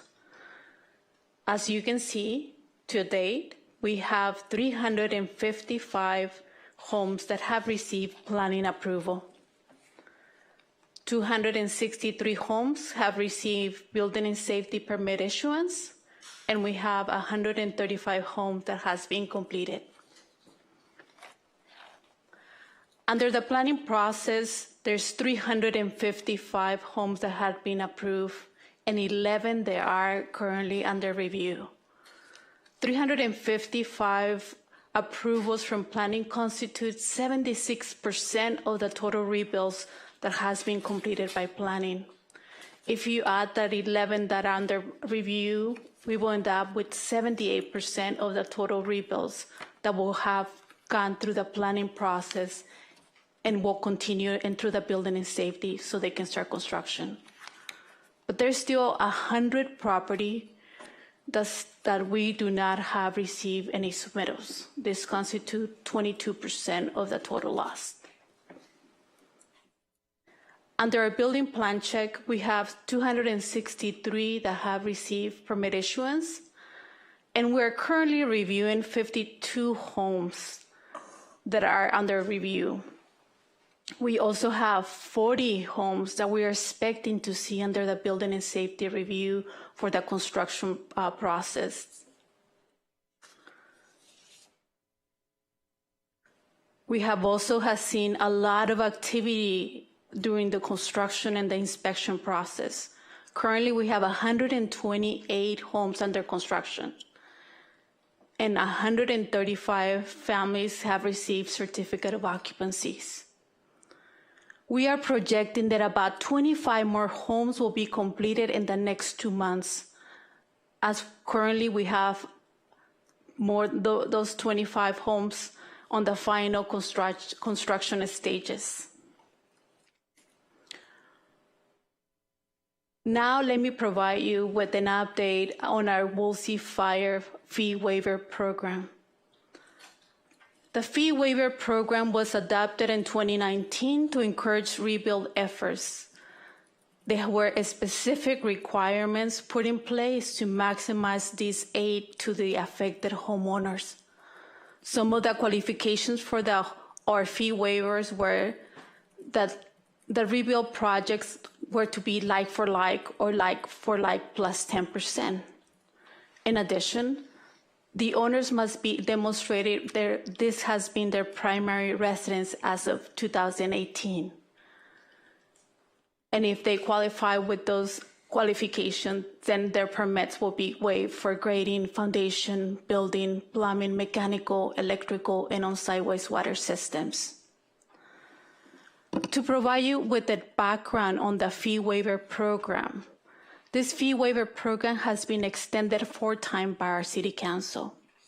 The first resolution was passed in 2019, Resolution 19-30. Subsequently, we had Resolution 20-10 that made the fee waiver program go to December 30th of 2020. Then we have Resolution 20-32 that had a new deadline of June 30th of 2021. Resolution 2110 that provided a whole new deadline for June 30th of 2022.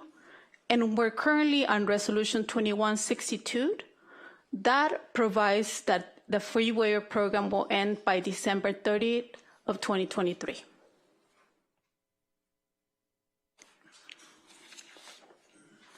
Resolution 2165 includes 2 critical and very important expiration dates. The first one, June 30th of 2023. By this time, all of the applications, the PV applications should have a planning application must be deemed completed. And those applications must pull permits by December 30th of 2023. Another very important deadline to keep in mind, specifically for the planning verification, has been that planning verification approvals for rebuilds, non-conforming homes and structures without having to bring them to the structures into compliance or seek variances expires 5 years from the date of the Woolsey fire. Therefore, the deadline to obtain building permits for those PV applications expires on November 8 of 2023. We encourage and urge the homeowners that fall under that category to obtain their building permits or request an extension to our planning department. The extensions may be granted by the Planning Commission when the requests demonstrate that due to unusual circumstances and there's a hardship and the reason why they haven't pulled a permit.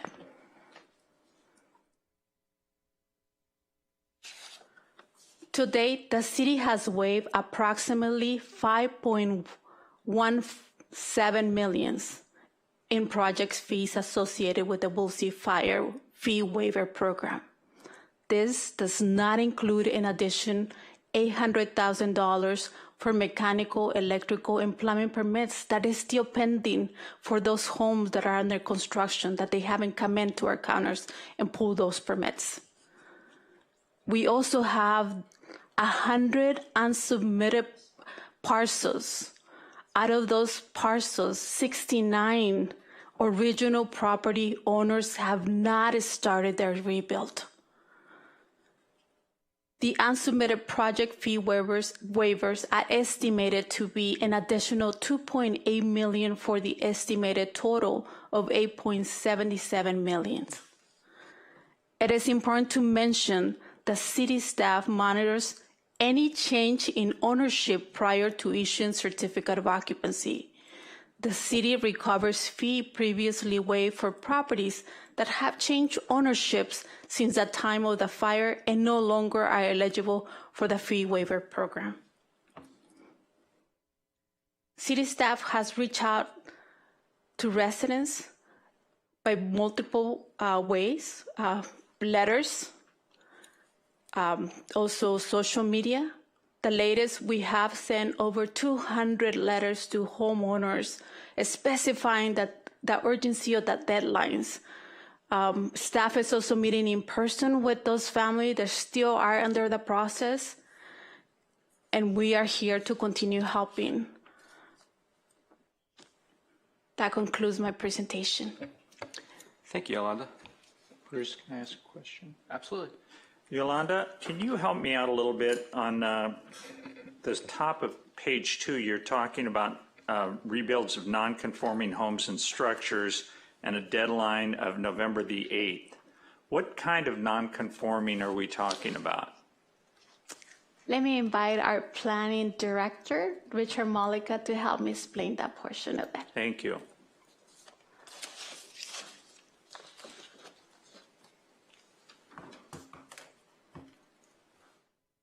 Good evening, Mayor and members of the council. The nonconformities range anywhere from height. The county typically approved homes upwards of 35 feet.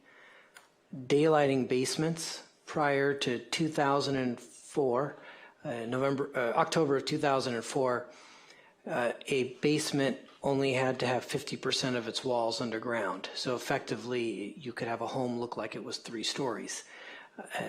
Other nonconformities include some houses are boxes. They don't comply with our 2/3 rule in terms of the massing above 18 feet, as well as reduced setbacks. Those are typically what we see as height, the massing, basements, and setbacks. Thank you. I received a call from someone today asking me about it and was alarmed to discover I didn't know the answer. I didn't even come close to the correct answer. Thank you. Yeah, to follow up on that, did I understand correctly that that's not a fee waiver point? That if the permit is not granted by the 8th of November, you can't then retain your prior non-conforming attributes? Correct. The way that the ordinance was written is, yes, if you don't obtain the building permit from the city by that date, then you would have to redesign or somehow remove those nonconformities. If we were inclined to extend that, would that need to be done by an ordinance, or is that something that can be done by a simple vote? It would be done by an ordinance, and if it's something that the council is interested in, we would have to bring something to a 21-day notice because it's a zone text amendment. And then there would be a first and second reading. So it's something that if the council is interested in, we would want to start that process sooner than later. Okay, I'm going to have some comments about that, but I'll wait to see if there's any public comment. Right now, we're just asking questions. The question is, I thought with that process, they could go to the Planning Commission and get an extension. Is that correct? Yes, that is correct. Okay. Any other questions before we see if there's comment? Okay, do we have any Zoom comments? There's one raised hand from Ryan. Let's hear from Ryan. Yes, I wanted to start off with my answer to this is a fiscal responsibility perspective. Woolsey Fire was my 9th fire in Malibu. And, I've served on Emergency Preparedness Task Force, the Public Safety Commission, and it's nothing about the loss and the tragedy. But what I have to say is this program started off as a 1 year, and there were some recitals which were contentions to avoid the prohibition in this state of California on the gift of public funds. The insured homes that burned, these fees are reimbursable expenses under any insurance policy to get your permits fees paid for, number one. And we know the city is not an insurance carrier, a co-insured for private properties or charity. So we have to walk this very fine line carefully. And one of the justifications for the rationale, which by the way, LA County did not do this program, is that getting a home rebuilt quickly within a year or two, rebuild what you had for the owners who were in it, who suffered the loss, so they can get back in their home and be whole and become members of the Malibu community again, and that their tax rate would return back to what it was, not some burned out vacant piece of property, and that the city would share in property tax revenue. And that was the offset for the fee waiver justification. And we are far beyond any of that. What we have now, and we're seeing it left and right, is rebuilds of homes that are, 50% or twice as big as what they were. They're nothing like the home that burned. And a good handful of these, or if not a bunch of them, are simply investment properties that will eventually, and maybe even promptly, resold. So we've missed the objective. And the last I wanted to say is that Southern California Edison has been determined responsible for this fire. So these fees and what the city charges to rebuild are again reimbursable from anyone who's litigating with Southern California Edison. So primary insurance or Southern California Edison, the city should not be waiving these fees any longer so that simply a better house with a better kitchen can be rebuilt. So they'll just sell it again. Thank you, Ryan. Those are all the raised hands. Okay, that closes public comment, brings us back to council. Are there comments? Quick comments. First off, Yolanda and Richard and the whole team, I don't know that everybody appreciates how much of a movement you've made for these families. I know if they can't necessarily see it on the screens, but the picture that's here is the first house that was finished. And I remember going to that opening, and it was a real moving moment, and I'm sure that happens at every one of the homes when they get their certificate of occupancy. Thank you very much for that. To Ryan's point about speculators and investors, our program doesn't apply if you're not the original owner. Is that correct? That is correct. It's only applied to the original owner from 2018. Okay. And also, I know a little bit about insurance, and if you pay the fees from the insurance proceeds, you're reducing the amount of money that's available for the reconstruction of the house. So it is a attempt for the city to try and help get your house rebuilt. The one question I have is really about the issue of, are we finding people that are not meeting the deadline that need any kind of assistance? For instance, the June 30th, you had a planning application deemed complete. Were there very many that didn't get that done and ended up being approved in July, or was that kind of a non-event? The fire rebuild team, including planning members, geotechnical, and building staff, we were monitoring the applications that needed to get compliance by the June 30th. We got everybody on that list. So, but that took a lot of effort and being on top of asking the families what they needed so we can help them with them. Like I said, I don't think everybody realizes the efforts you guys did. Thanks very much. That's all I had. Thank you. I have comments about two subjects. One, to follow up on this non-conforming aspect issue. To me, there's an inconsistency in the fact that we as a city have been working with Jackie Irwin's office to get an extension of the tax waiver because COVID-19 and other complications got in the way of people getting their houses rebuilt within 5 years. and yet we have a 5-year more deadline, a little over 5 years perhaps, on being able to retain your non-conforming aspects of your home if you're rebuilding your home. So I wonder if we are willing to at least have an agenda item at some point not too far in the future to discuss whether we ought to initiate an amendment to have some extra time for people to preserve their ability to retain their non-conforming aspects of their homes.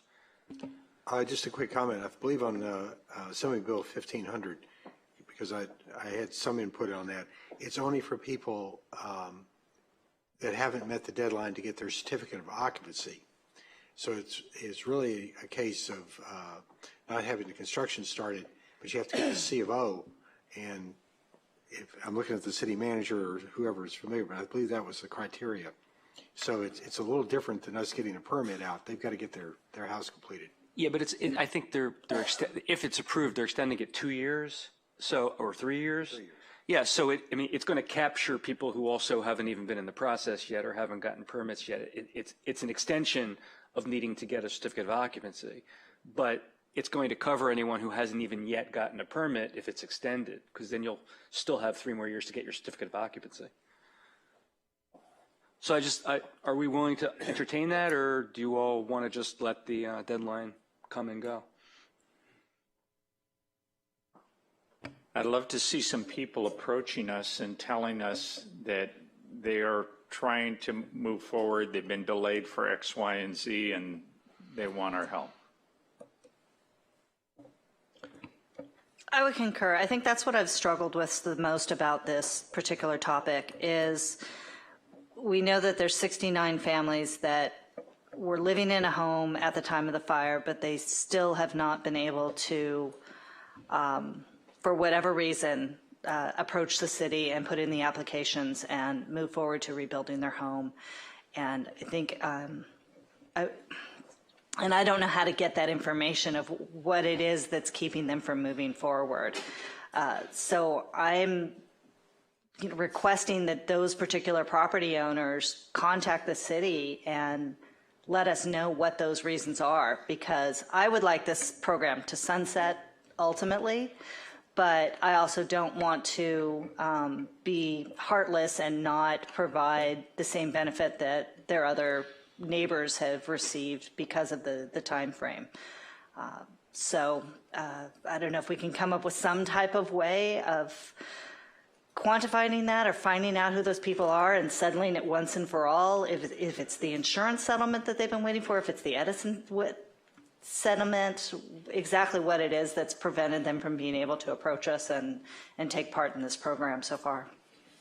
So out of the 69 families, we have been sending letters.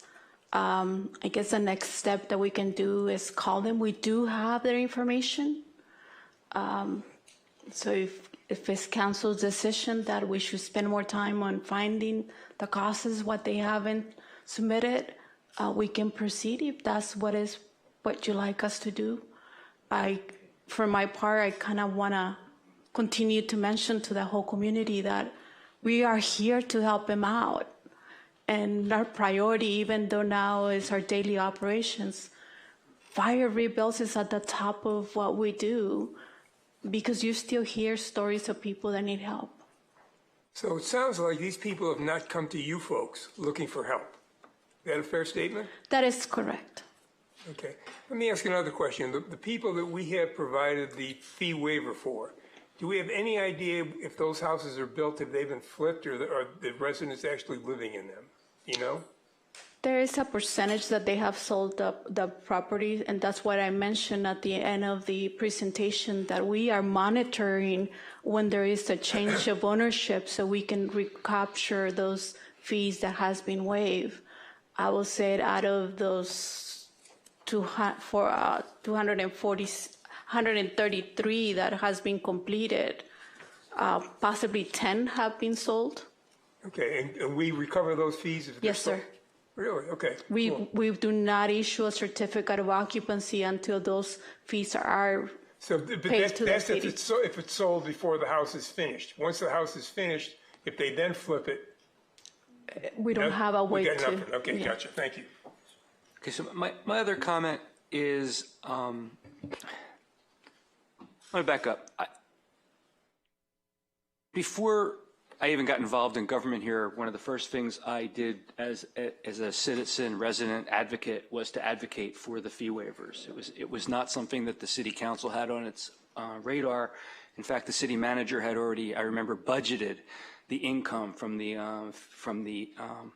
applications, and that offended me. I, as a resident, wanted to see the city do all it could to help those residents who lost their homes get back to their homes.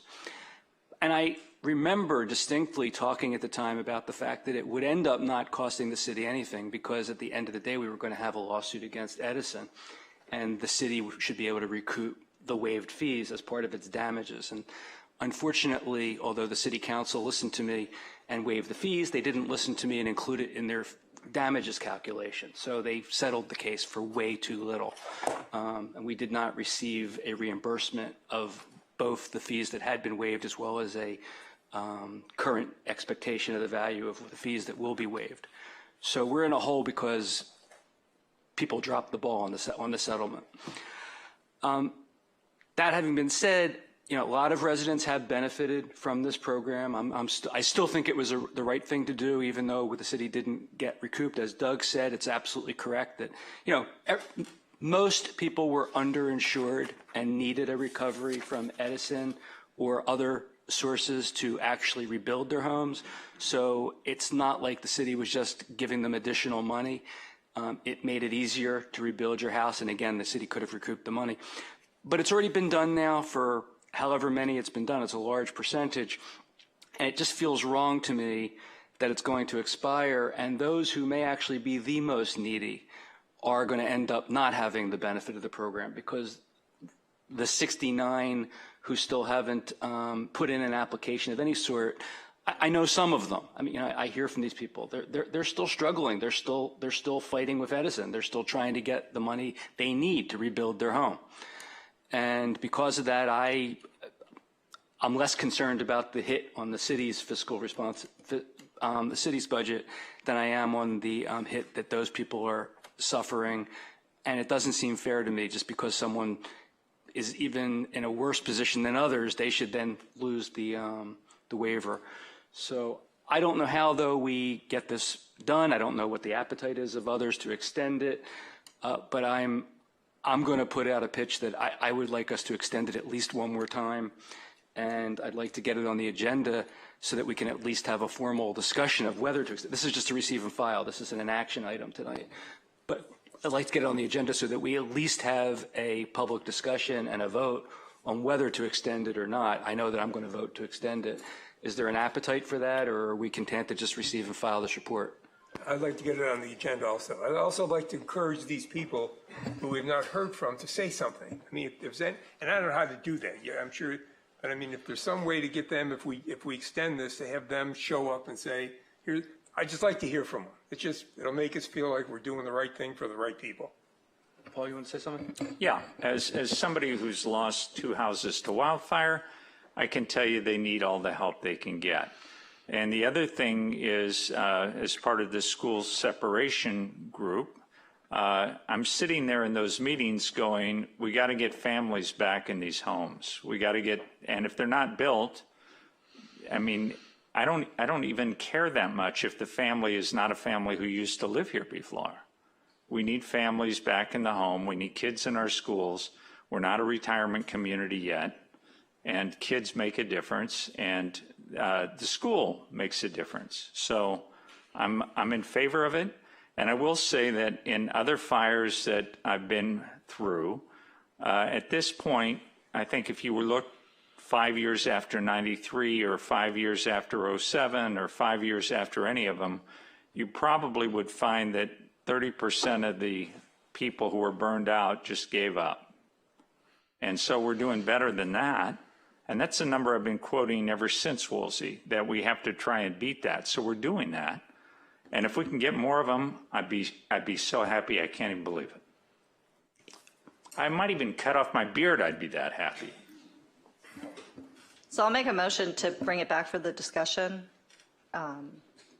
as soon as possible. Unfortunately, I don't have any suggestions about any creative thinking about how to get those property owners in and notified and gather the information. But anything that can be used to do that, I think we should. I'll second it, but I want to put one caveat to it.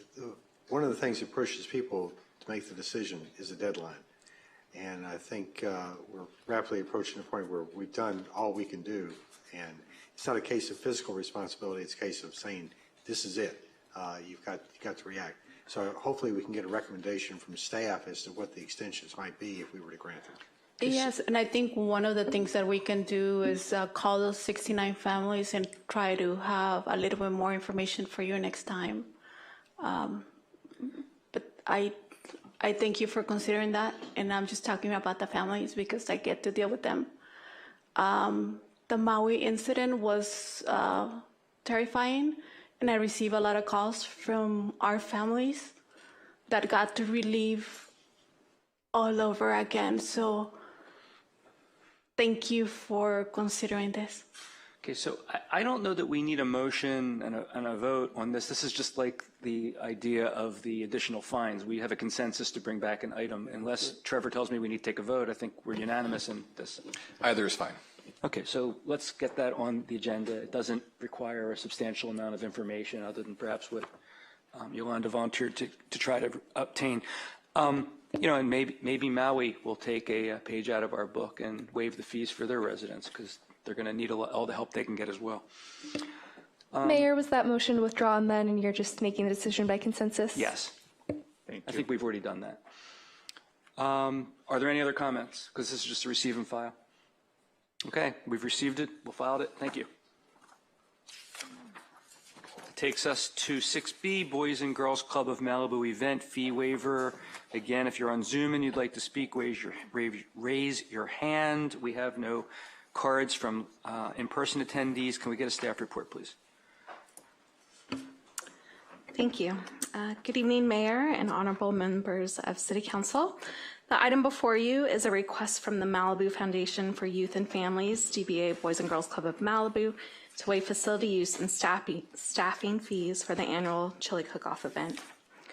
Since 2019, Council has approved fee waivers for the Boys and Girls Club of Malibu to conduct the chili cook-off on the Aoki property and use of City Hall for parking. The event is a fundraiser to help support after-school programs at 4 Malibu schools and assist with social, emotional learning education, mental health, and social services for local youth and families and the aging community. The event setup for this year will be 5 days beginning on August 25th. The event occurs from August 31st through September 4th, and cleanup concludes on September 7th. The Boys and Girls Club has requested Council to approve a 100% fee waiver totaling $26,298. The attachment in the staff report includes the 2022 financial documents for the Boys and Girls Club. This concludes my report, and I'm happy to answer any questions. Do we have any speakers on Zoom? We have one raised hand from Casey Ernest. Oh, two raised hands. Casey, you there? Good evening, Mayor and esteemed members of the council. I want to thank you for considering our item again for this year's chili cook-off event. Just quickly, we're looking forward to producing, as usual, a high-quality event experience for Malibuites and the surrounding LA community with rides, games, food, and gathering of friends and community. I wanted to also note that we continue to take safety seriously and appreciate the collaborative support from Captain C2 and the Lost Hills team, which includes, as the last few years, our SWAT team. I'd also like to thank Kristen Riesco and the City of Malibu team for their professional, kind, and proactive support of this event. We also appreciate the community support of this longtime event and the opportunity to raise vital funds for the Boys and Girls Club after-school programs, our mental health services, which include free mental health services for all Malibu public school children, their families, and our aging population here in Malibu. which of many who continue to need support from the post-Woolsey and COVID environment. Thank you so much. Thank you, Casey. We have a second hand? Yeah, from Ryan. Yes, I wanted to thank the Boys and Girls Club. I've donated to the Boys and Girls Club personally. And I wanted to be very clear that the city is allowing the Boys and Girls Club to use the city's property on Civic Center Way for this event. And it is also traditional to waive permit fees. We're in partnership with the Boys and Girls Club in a longstanding community event.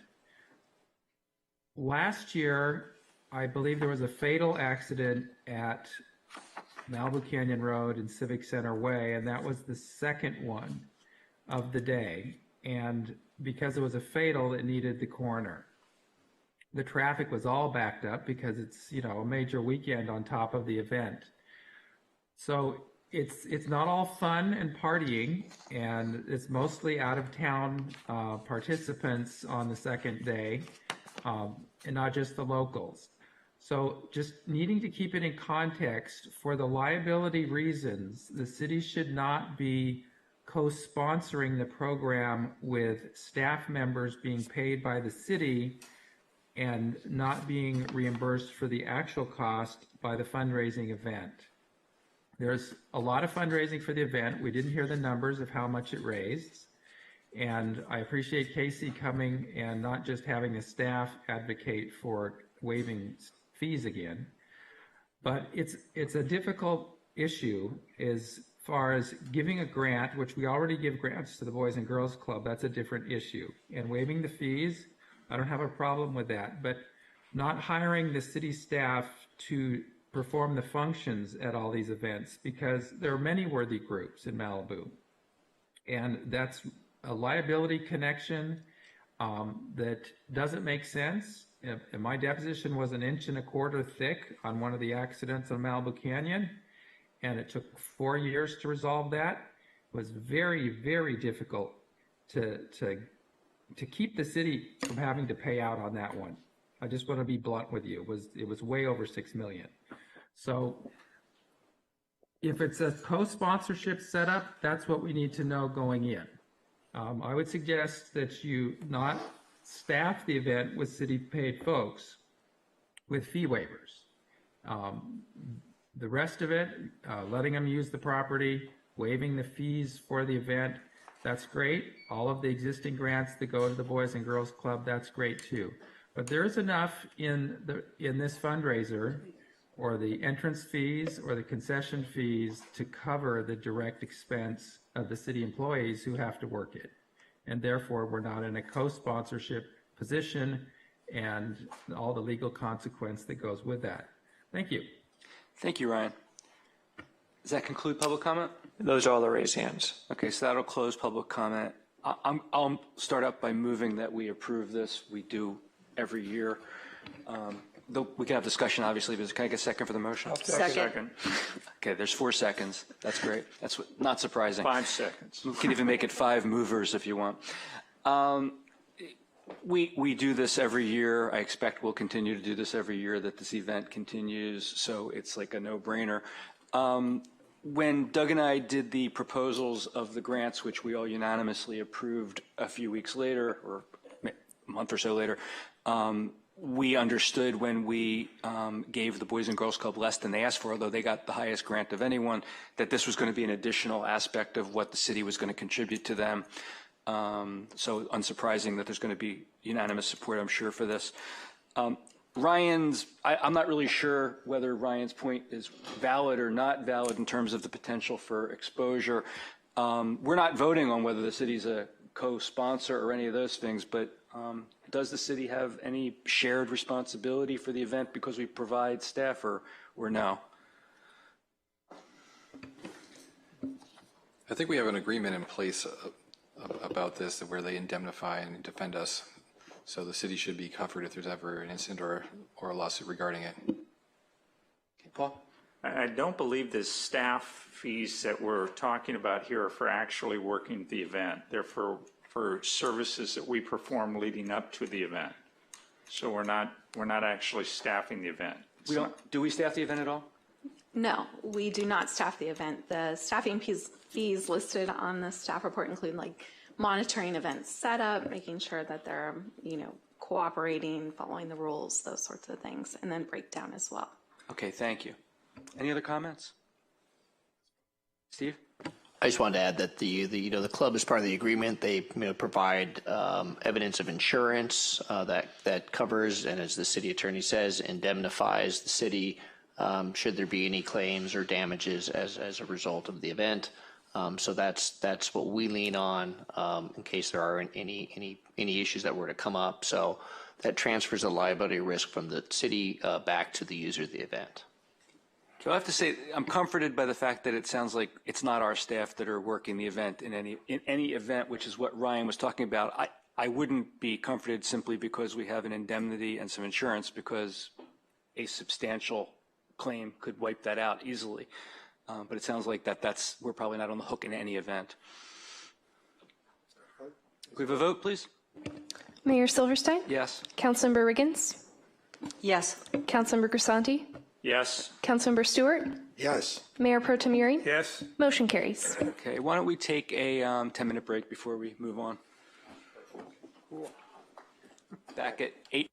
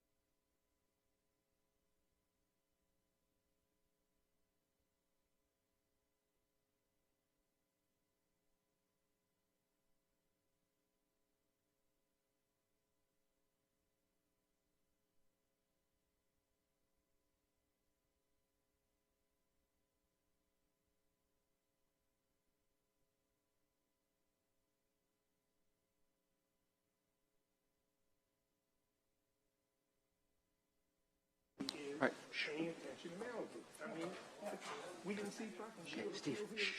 Okay, we're back. So we'll now hear item 6C, Malibu Farmers Market Fee Waiver. Again, if you're on Zoom and you'd like to speak, please raise your hand and you'll be called after the staff report. We have no speaker slips. Can we please have a staff report? Hello, good evening again. The item before you is a request from the Cornucopia Foundation to waive facility use and permitting costs for the Malibu Farmers Market. The Cornucopia Foundation began using Legacy Park as a temporary site for the Sunday's Farmers Market on January 8th, 2023, with the initial TUP expiring July 2nd, 2023. The foundation has requested an extension to use the park for 90 days until October 8th, 2023. The foundation has requested a 100% fee waiver in the amount of $11,782. The organization has paid the rental and permit fees through October 8th, and if council chooses to waive the fees, the city will issue the organization a refund. This concludes my report, and happy to answer any questions. Thank you. Is there anybody on Zoom that has any hands raised? There are no raised hands. Okay, so we'll close public comment. Comments, questions at the council?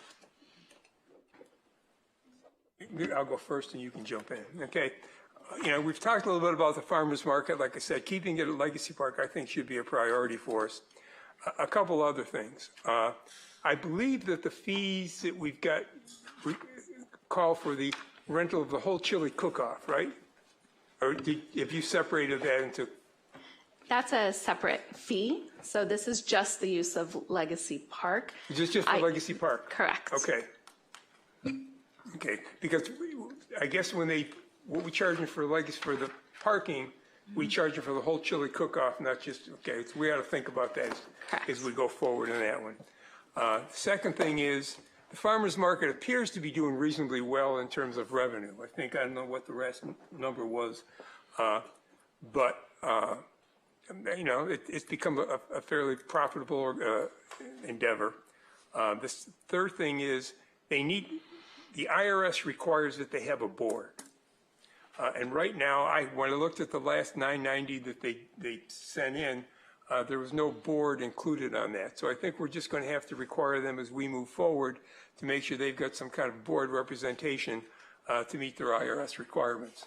I think that touches base. You got more? Yeah, Steve and I talked about this beforehand to make Trevor happy. He was my Brown Act buddy on this.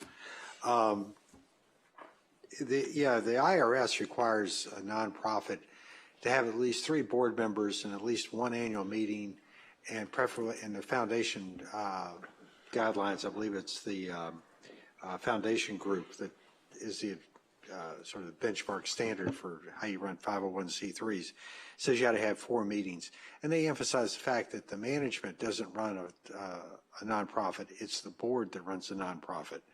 And when you look at how this organization runs right now, it's run basically by one person, which, by the way, I think does an excellent job. There's no question, as Steve has said, this has become a rallying point and one of the tent poles for our city. And I don't know what we would do without it. And she is not highly compensated. It's public information on the Form 990.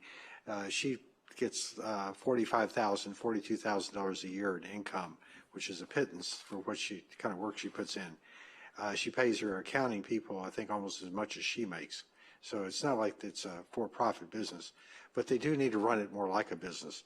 And they've got about, according to their tax return, they've got about $90,000, $100,000 in cash, which is fine. And I just think we need to encourage them to run it more like a business and less like a sort of a one-person show. The comment that's in here, the county has not approved the facility used to return a site near Malibu Library and Santa Monica College. And part of the reason for that is they want to have validation of the foundation's financial and nonprofit status. And I think that's the same place we are, too, at least I am. I'd like to make a recommendation that we go ahead and approve their request with the condition that they come back to us with some structure improvements and start running it more like a 501c3. You compare this to how the Boys and Girls Club is run, it's all the difference in the world. And the other people that we saw in the grants when the mayor and I were doing the A&F for the grants, and we saw people with professional organizations, and I think that would help them run the place better and take some of the pressure off this one person who is the organizer, the chief janitor, and everything else that she does. So I'll make a motion to approve it if that would be. I'll Steve would second. like to do it. Steve, you want to make the motion? No, you made the motion, Steve seconded it. Okay.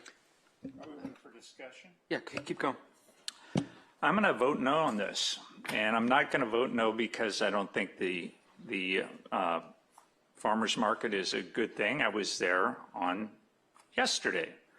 But I'm going to vote no because we're doing it on a piece of property which has a deed restriction that says no commercial use, and it lists several things, including farmers market. Now, the people who that is to the benefit of, we approached them about this last December or January, and they agreed to look the other way through the end of the summer. And in the thought that the college was going to be done there, and we would move them back to the college property, and the Legacy Park would go back to complying with our deed restrictions that are on that property. And we got the property at the price we did because the owner wanted to put those restrictions on it. And it's the way deed restrictions work is we have an obligation. They have the ability to enforce that. So I think we're making a mistake, and I'm going to vote no. Okay, I'm going to follow up on Paul's comment.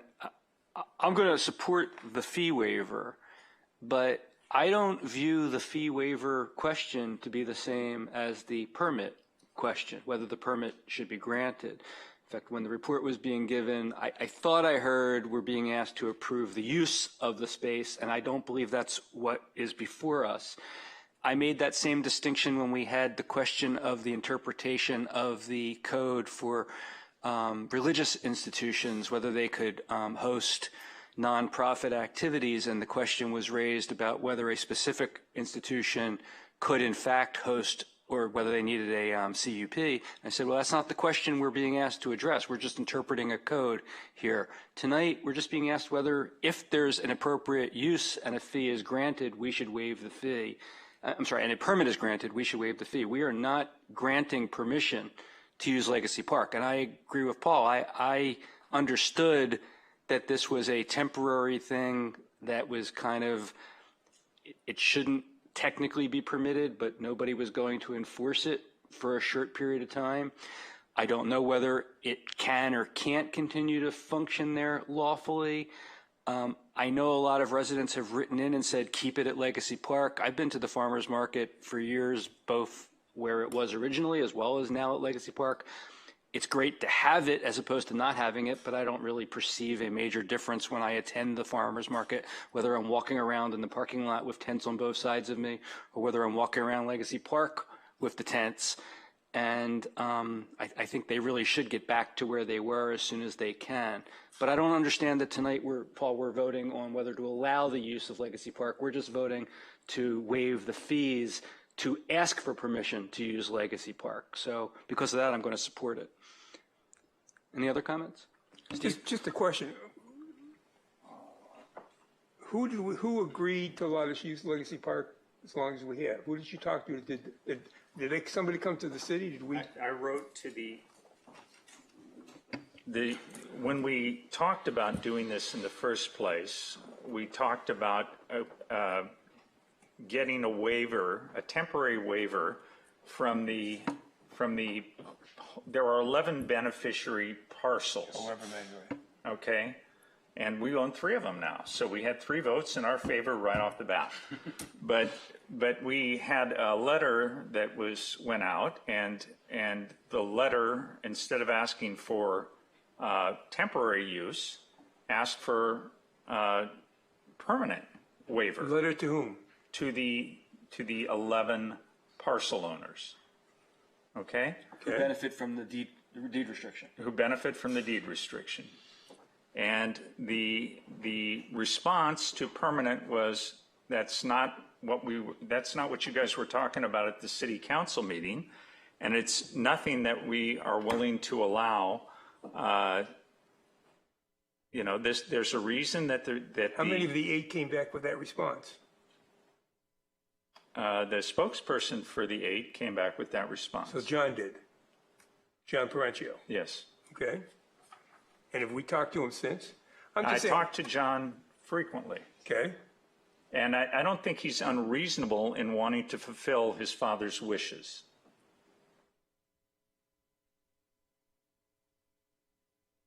Okay, you know, look. This was a negotiation when we purchased the property. I understand, and I think, you know, look, we've got the Art Society, right? Did we let them use Legacy Park? Right. All right. They're one of the permitted, there's one of the permitted people, one of the permitted 6 events, and that's a nonprofit. And it's a nonprofit. So the question is, if we can get John Parencio to say, go ahead and do that, you don't have a problem keeping it Legacy Park. Is that? I think that the parcel owners have, that site is competing with everything else for parking. Not only did they move it over there, but they've wiped out all the parking along there by putting their things in the street, which saves the people who are doing the booths from having to provide not dirt. But so all those parking spaces are gone, and that has increased. We already have congestion in the Civic Center area. It makes it worse. But Paul, you can't, for a guy who approved the La Paz property, you can't tell me you're worried about traffic congestion. So that you've just sort of changed. Look, here's the deal. Everybody I speak to besides you, okay, thinks that keeping it Legacy Park is a good idea. You're like the shut-off man from the gas company. All right, you want, you know, and I don't think, so I don't know what the answer is, but if you can give me John Parencio's contact information, I'd love to have a conversation with him and just see what the heck we can come up with, because I think, like I said, we spent $25 million for that piece of property. The residents love it, okay? And I think if we can keep it there without spending a whole bunch of money and make them happy, I think that's what we should be doing. So I'll pass on that. That's okay. Well, once again, tonight we're only being asked to vote on whether to waive a fee that is chargeable to determine whether to allow the property to be used. We're not voting on whether to allow the property to be used that way. So if we just keep it to that, it sounds like we actually don't have much of a disagreement, although Paul might still vote no on that. I would encourage him actually to vote yes on the theory that the vote is not approving the use of the property. It's just waiving a fee. Just one more point to carry on, though. The parking lot also was supposed to be temporary, so I'm assuming that there's going to come a point in time when the chili cook-off lot will stop being used for parking and that parking will revert to the parking lot. Can we ask a question? What seems to be the difficulty with the county at this point? My understanding, and I'm looking to anybody on staff who wants to correct me, that they are still trying to get the necessary materials from the farmers market to be able to complete that transaction, to be able to get them back over there. And I believe to date they are still waiting for that information. Anything else to add to that, Kristen? That's my understanding as well. And we will be this will be a topic of discussion when we meet with the county staff later this week, and we'll be trying to get a little more clarity from them on what's happening. Doug? I think I was very clear that we're approving this, but I would not expect us to approve it going forward until they get the proper structure for a 501c3. I would be reluctant to carry that forward. I was not aware of the end of the informal agreement being the end of the summer. But I will say, if we're only approving this to October 8th, it's only 3 more weekends or so. But I do have sensitivity to that. You have very short months, very few weeks. September 3rd is excluded. So it's 3 additional weekends or so. Maybe 4. All right, 5. All right. Is there any further comment? So I'm going to support the fee waiver for this time frame, but only for this particular one. Mine are more, I would like to see, other than the actual farmer's market every Sunday, what additional benefit is the Cornucopia Foundation doing within for the community of Malibu? It was my understanding that their premise was to be providing support to the residents of Malibu. And from the balance sheet, I'm not seeing the financial evidence of that. So if anybody has information about that, that would be exceedingly helpful. I agree with Paul that the fact that Legacy Park is not, the deed restriction prevents us from having this here longer without the people in charge of that decision changing their decision. Then I think it's something that, it was successfully run over on the county property. The improvements with the college being built there, the improvements that they've made to the property at the college, I think makes it also a pleasant place. They've got a lot more landscaping. It's not the strict asphalt place that was there previous to the addition of our local college campus. So that's all from me. So, we have an item coming up a little later this evening, not too much later from now, that we're being asked to co-sponsor a application with Supervisor Horvath's office, and we have a representative there here tonight.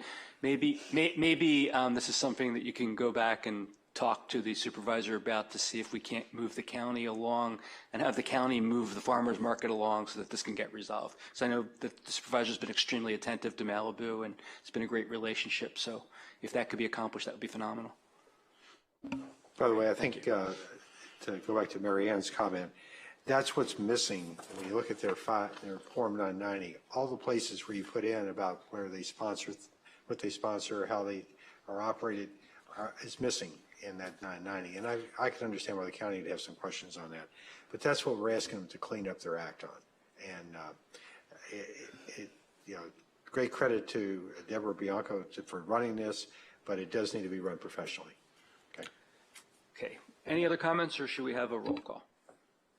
Roll call, please. Mayor, first I could just get some clarification from Councilmember Stewart about the motion. Councilmember Stewart, you made some comments about requesting the Cornucopia Foundation improve its structure. Was that request intended to be part of the motion or just a separate? No, that's just as they look at coming back to us at a future date, the support that they have tonight may not be there without cleaning up their act, so to speak. Thank you. Then we are ready for a roll call. Councilmember Stewart? Yes. Mayor Pro Tem Urine? Yes. Councilmember Grisanti? Can I vote last? This is our roll call order. I'm going to pass. Abstain? I'm going to abstain. Councilmember Riggins? Yes. Mayor Silverstein? Yes. Motion carries. Okay, thank you very much. Okay, that takes us to 7A. Designation of voting delegate and alternate voting delegate for the 2023 League of California Cities Annual Conference. If there's anyone on Zoom who'd like to speak, raise your hand. Again, we have no speaker slips. Do we have a report? Yes, thank you, Mr. Mayor. Just looking for the City Council to designate a voting delegate and, if possible, an alternate. I'm not sure who is planning to attend the annual League Conference this year. It's going to be up in Sacramento in the month of September. So we're just looking for that council action to designate a voting delegate and alternate. Sorry. Okay, is there anybody on Zoom that wants to say anything? There are no raised hands. Close public comment. Brings us back to council. Paul? I am aware of 2 people who are going to Sacramento for the League of California Cities Annual Conference. And I'd like to support the nomination of Mary Ann as the voting delegate and me as the alternate. I'll second. Any discussion? Roll call, please. Councilmember Grisanti? Yes. Councilmember Riggins? Yes. Councilmember Stewart? Yes. Mayor Pro Tem Urine? Yes. Mayor Silverstein? Yes. Motion carries. Thank you.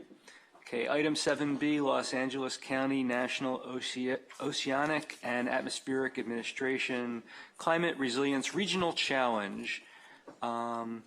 Again, please raise your hand in Zoom if you'd like to speak, and you will be called after the in-person speakers. We do have a card from one in-person speaker from the supervisor's office. And do we have a staff report?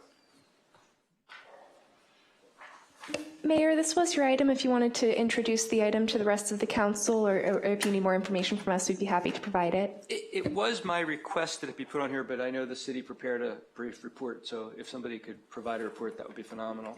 If not, perhaps Supervisor Horvath's representative can just explain it. In fact, if I could ask, anybody have any objection to letting them have more than 3 minutes if necessary to explain the item? Whatever time he needs. Come on up. This would be Zach, I can't pronounce your last name. Godzik. Good evening. Sorry, let me just get my notes. So I will admit that I was not the original person on our staff who was preparing this. I just came to ask for your support on this item, so I don't know if I would necessarily be the best person to describe it, but I could go through my comments and sort of generally go over some of the important details, and I can answer some questions. Go ahead, and I'll fill in some details if necessary. Okay, great. Good evening, everyone. My name is Zachary Geitzik, and I'm here on behalf of LA County Supervisor Lindsay Horvath. I am her coastal and west side deputy covering the coastline from Venice all the way to the Ventura County line. I will admit that I am technically from Santa Monica. Please do not hold that against me over tonight's discussion. So firstly, I want to thank Mayor Silverstein for introducing item 7B on tonight's agenda to support the Los Angeles County effort in pursuing the National Oceanic and Atmospheric Administration Climate Resilience Regional Challenge Competitive Funding Opportunity. It's a very long name. I'm sure there's an acronym in there. As you know, LA County, like many coastal communities, are grappling with a number of critical issues when it comes to the effects of climate change in the region due to the combination of extreme erosion caused by storms, high tides, tall surf, potential future sea level rise, as well as a deficit of sediment in critical locations along LA County's 19 beaches. This challenge offers a great opportunity for the county to gather the necessary resources to protect this critical asset and ensure continued access to our beaches for generations to come. As we all know, Malibu has some of our most beautiful beaches in the county, as well as some of our most significantly threatened beaches. And so I've come to express appreciation from the supervisor, as council support on this application is not just a symbolic action, but will give us a competitive edge in the grant process and move us closer to accessing the resources needed to address these items. And so just kind of overview, this is a really great grant opportunity that LA County is going to be applying for. We've asked the Department of Beaches and Harbor to apply for this grant, which can bring in a significant amount of funding in order to do resilience projects along LA County beaches. As I mentioned, some of the most significantly threatened ones are in Malibu, and so a partnership and a co-application, or having Malibu City become a co-applicant on this project, on this application, will significantly improve the competitiveness of it and help us in moving forward with it. Thank you. So as noted in the report, I assume everyone read this, but so the county is going to, the grants are going to be not less than 15 million or more than 75 million. Most awards are between 25 and $50 million. The county is going to be applying for a grant one way or the other for the entire coastline within the county, but there is a desire to earmark, once granted, if granted, a substantial portion of this to help Malibu beaches, and the county's asking for our support to be a partner in the application. The county will pull the laboring oar on the work for the application. We're basically just being asked to be a partner in name. And since it will benefit us if granted, it made sense to me to accept that invitation and propose it to the council. So, John, you're raising your hand, but we've already closed public comment, and I can't play favorites. No one else is, don't do it for anyone else. So, Paul? Yeah. I got to tell you, I'm really excited about this. As I go through my agenda packet, I find myself writing yes 3 times on the front page.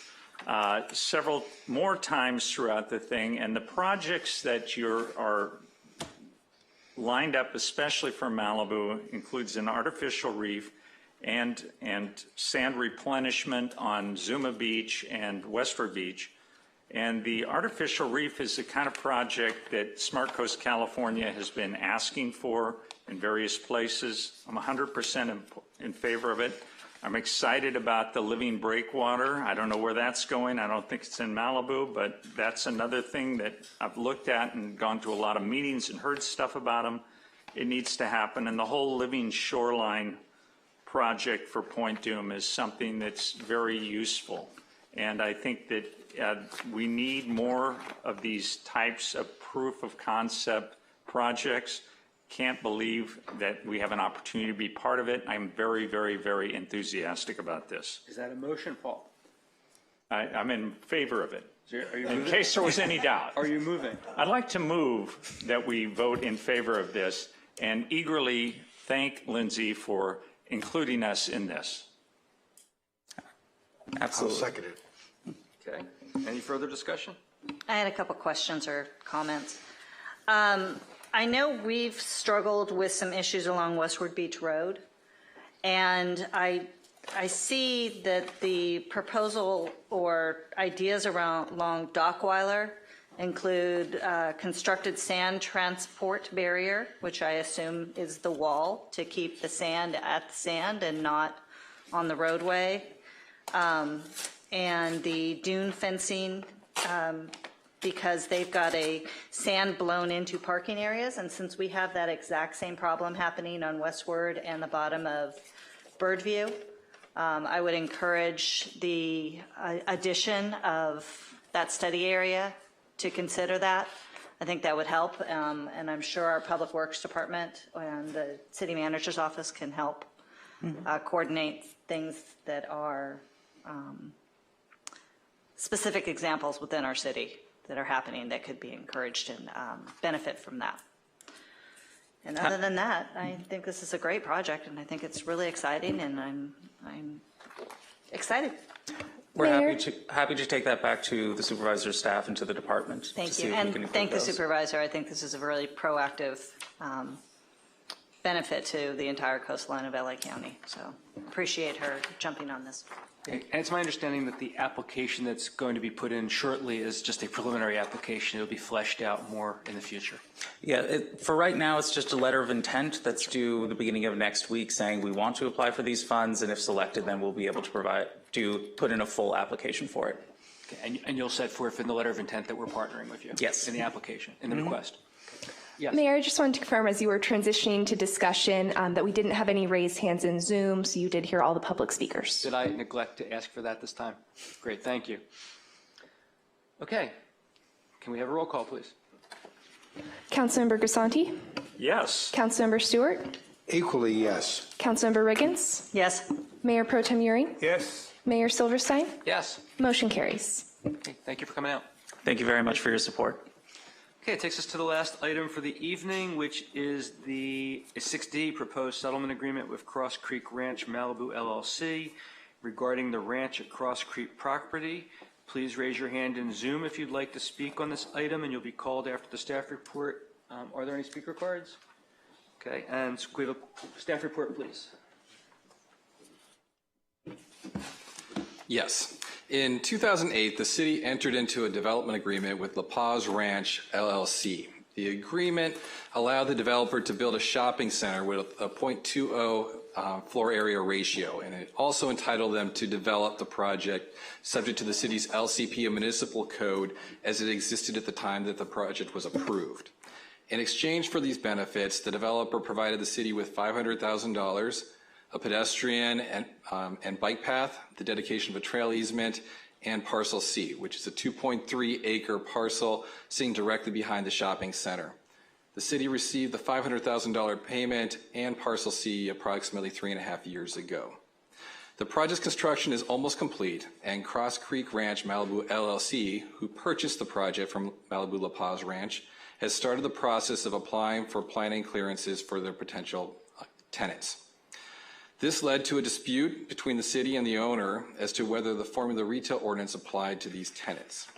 As the formula retail ordinance became effective in 2018, so long as the development agreement is in place, the project would not be subject to its restrictions, and Cross Creek Ranch would not have any limit on how many formula retail businesses could be located at the center. The development agreement was scheduled to expire on December 20th, 2020. However, under the development agreement, this term is to be extended for any period of time that the city or another public agency prohibits or delays the construction of the project or the use of the approvals for the project. Cross Creek Ranch is claiming that it is entitled to an almost 7-year extension of the term of the development agreement due to such delays, particularly due to Caltrans actions related to the manner of widening a portion of PCH and Cross Creek Road. The city disagrees with this claim. Instead of litigating this issue, Cross Creek Ranch has proposed a settlement agreement that would resolve the dispute. The central points of the proposed settlement agreement have been detailed in the staff report. Under its terms, the development agreement would be tolled for a period of 1 year from today. During this time, Cross Creek Ranch would agree to be subject to the city's formula retail ordinance, except that besides the 30% of the gross floor area that may be occupied by non-exempt formula retail under the ordinance, Cross Creek Ranch would be able to rent an additional 20% of the gross floor area to non-exempt formula retail, so long as those businesses do not have 10 or more locations in Los Angeles, Orange County, and Ventura counties. Under the formula retail ordinance, those would qualify as non-exempt formula retail as it requires a permit for anyone with 10 or more locations worldwide. Cross Creek Ranch would also be able to rent up to 3 formula retail locations that are 5,000 square feet in size rather than the 4,000 square feet limitation on formula retail under the ordinance. And it may also have more formula retail on the ground floor than would be allowed under the formula retail ordinance. Cross Creek Ranch will have only 1 year before these provisions expire and the shopping center becomes subject to the city's subject in full to the city's formula retail ordinance. As part of the settlement agreement, the city will receive a number of benefits. These include the payment of $290,000 over a period of 5 years, the waiver of Cross Creek's right to have Parcel C reconveyed to it. Under the development agreement, if the city fails to develop Parcel C in the next approximately 6.5 years, Cross Creek Ranch would be able to force the city to transfer the property back to it in exchange for payment of the appraised value at that time, less $500,000. Under the development agreement, the city is very limited also in the uses that it may develop on Parcel C. Cross Creek Ranch has agreed to waive this restriction in part, which will allow the city to choose from a broader range of uses for Parcel C. The settlement agreement also provides that Cross Creek Ranch agrees to allow the city to park up to half of the parking the city needs to provide on Parcel C on Cross Creek Ranch's property at no cost to the city. This is a private agreement to provide this right to the city.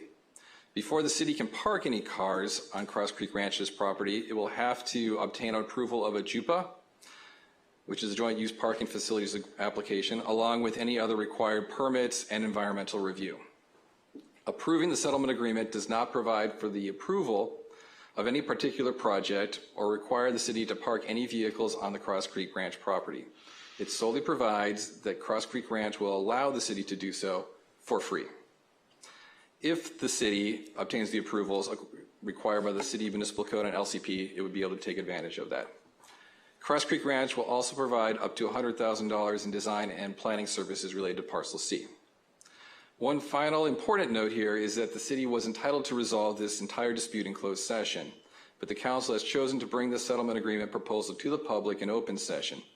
This level of transparency and public process is not common and has been done here to ensure that the public has an opportunity to weigh in on this potential agreement and the benefits it provides to the parties.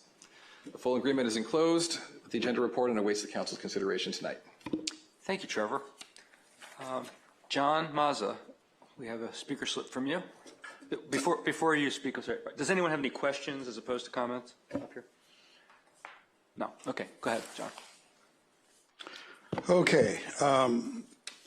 First, obviously, we weren't considering the general plan when we talked about doing deals on this property, which is neither here nor there. I just want to point that out. This is certainly not a certainty, whatever happens. It's a possibility of what happens in the next year, and that depends upon what tenants are lined up. And so the result can be quite different. And one thing I want to remind you of is quite a few people spent $500,000 in 5 years getting Measure R passed. And we were notified of this. I was out of town, but we were notified of this on Friday. And it's Monday. Okay, so 5 years, $500,000, Rob Reiner, multiple votes, 2/3 of the city wanted formula retail. Just remember that. It's neither here nor there, but it's a fact. And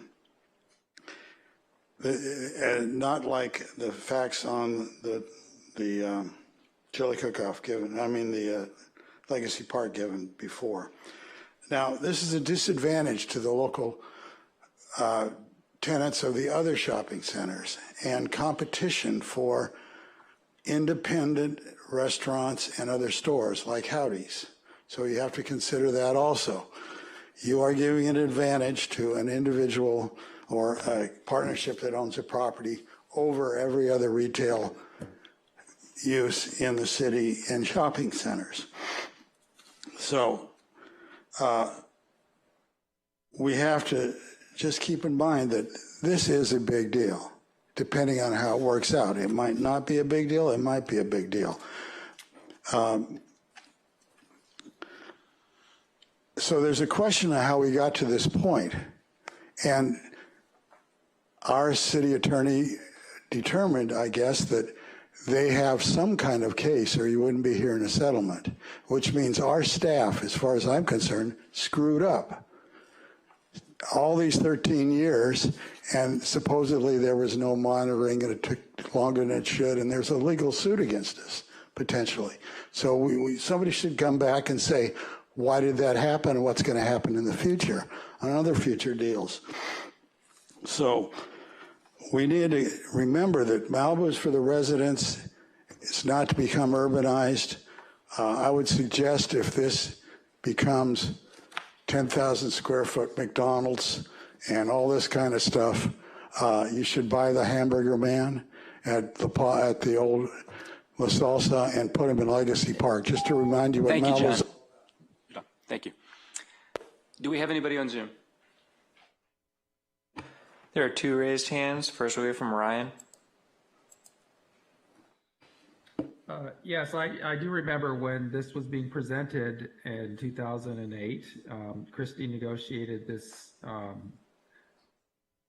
development agreement, which obviously gave 1/3 more square footage of development on the parcel for, and I'm going to call them La Paz because that's what it's been the whole time. That's just the current developers changed the name of the project, but or their entity. But I think this project's also been sold at least once, maybe twice, to the people you're dealing with now. So maybe I should just get that out of the way.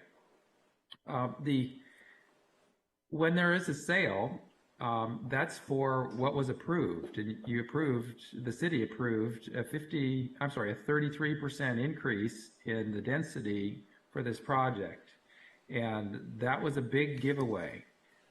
These 2 acres in the back, I never remember anybody saying that there was a deadline or reversionary potential that this would go back to the developer. I'm wondering if that got written into the First Amendment to this agreement, but this is a development agreement, and it was ordinance number 346 of the city. I'm not so sure that this, I mean, it says within the settlement agreement that you can amend it. I'm not so sure that's the end of it. I think you need to amend the ordinance, and I think it needs to be voted on. The notice was really not transparent. Maybe you tried, but posting it after or at noon on Friday for a Monday meeting, that doesn't fulfill the city council policy number 7 for community involvement with decision making. This is not a time sensitive thing. If it is, well, they've got a staff problem then. But the whole problem is that the document that you're amending was never part of the staff report, was unavailable all weekend. I want to thank the city clerk for sending it to me by email today after coming to work, but you're counting the very minimum 3-day notice on this. And it's a bit sneaky, I'm sorry, there was no cap of 100,000 on the offer to help determine professionally how to construct a use on the city's parcel. That's a new and that's a limit. I would caution you very much against getting into a joint parking agreement, because that could be amended by some future council to go backwards, to let the shopping center park on the city's parcel as a parking lot. And that would be a very bad thing. That's almost like it was a joke that they gave you the parcel, but they really get to use it to further densify their project by converting its use. Thank you, Ryan. We have another hand. Next we have from Rosemary Ide, followed by Joe Drummond.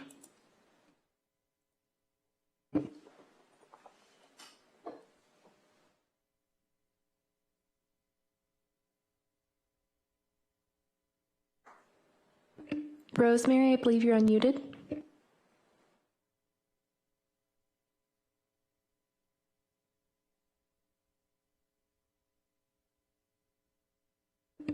Rosemary, did you have any comments to make? Maybe we can hear from Joe and then come back to Rosemary if she's there.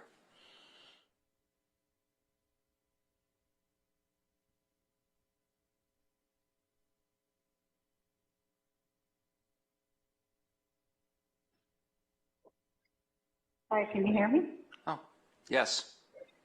Oh, okay. I think Rosemary wants us to play a video, but I'm just here to say that I do think that Paul DeSantis should be recused from voting on this item because of his bias towards the project. And then why does the developer want to fill the property with chain stores so he can do what the formula retail ordinance is trying to stop, raising the rents that Paul DeSantis says he cares so much about? A huge project like this needs high rent to keep it afloat. Small or local business owners could never afford to rent here. We need to keep it affordable for local or small business owners, which is why we need to stick to the formula retail ordinance and have it not be full of expensive chain stores, but residents serving offices and businesses. We have already given them an extra 5 acres to develop, of which less than half is being given to the city, originally for a new city hall, which we don't need. What we do need is a community pool, which would have plenty of parking, so we should not have to take any parking in the Paz lot for this. Having a beautiful Olympic-sized pool in the center of Malibu should be given freely by the developer for the extra 33% square footage he has already received, so that all residents and families can enjoy the outside open space area during swim meets, etc. It would be good to allow a snack bar for a facility also, so parents have the option of getting food there or at the mall. So anyway, I think Rosemary wants to play a video, or you could play it now. It's only 1 minute and 25 seconds. Thanks.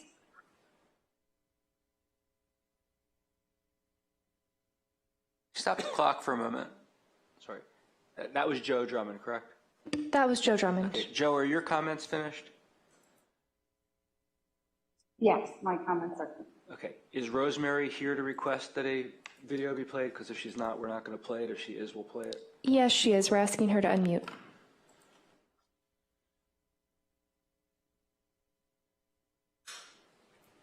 Rosemary, you are unmuted. Did you have any comments?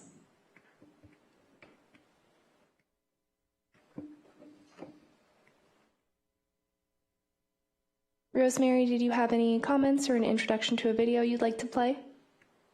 All right. Well, I think we've given Rosemary ample time to respond. So that, are there anybody else with their hand raised in Zoom? Those are all the raised hands. Okay, that'll close public comment. That brings us back to council.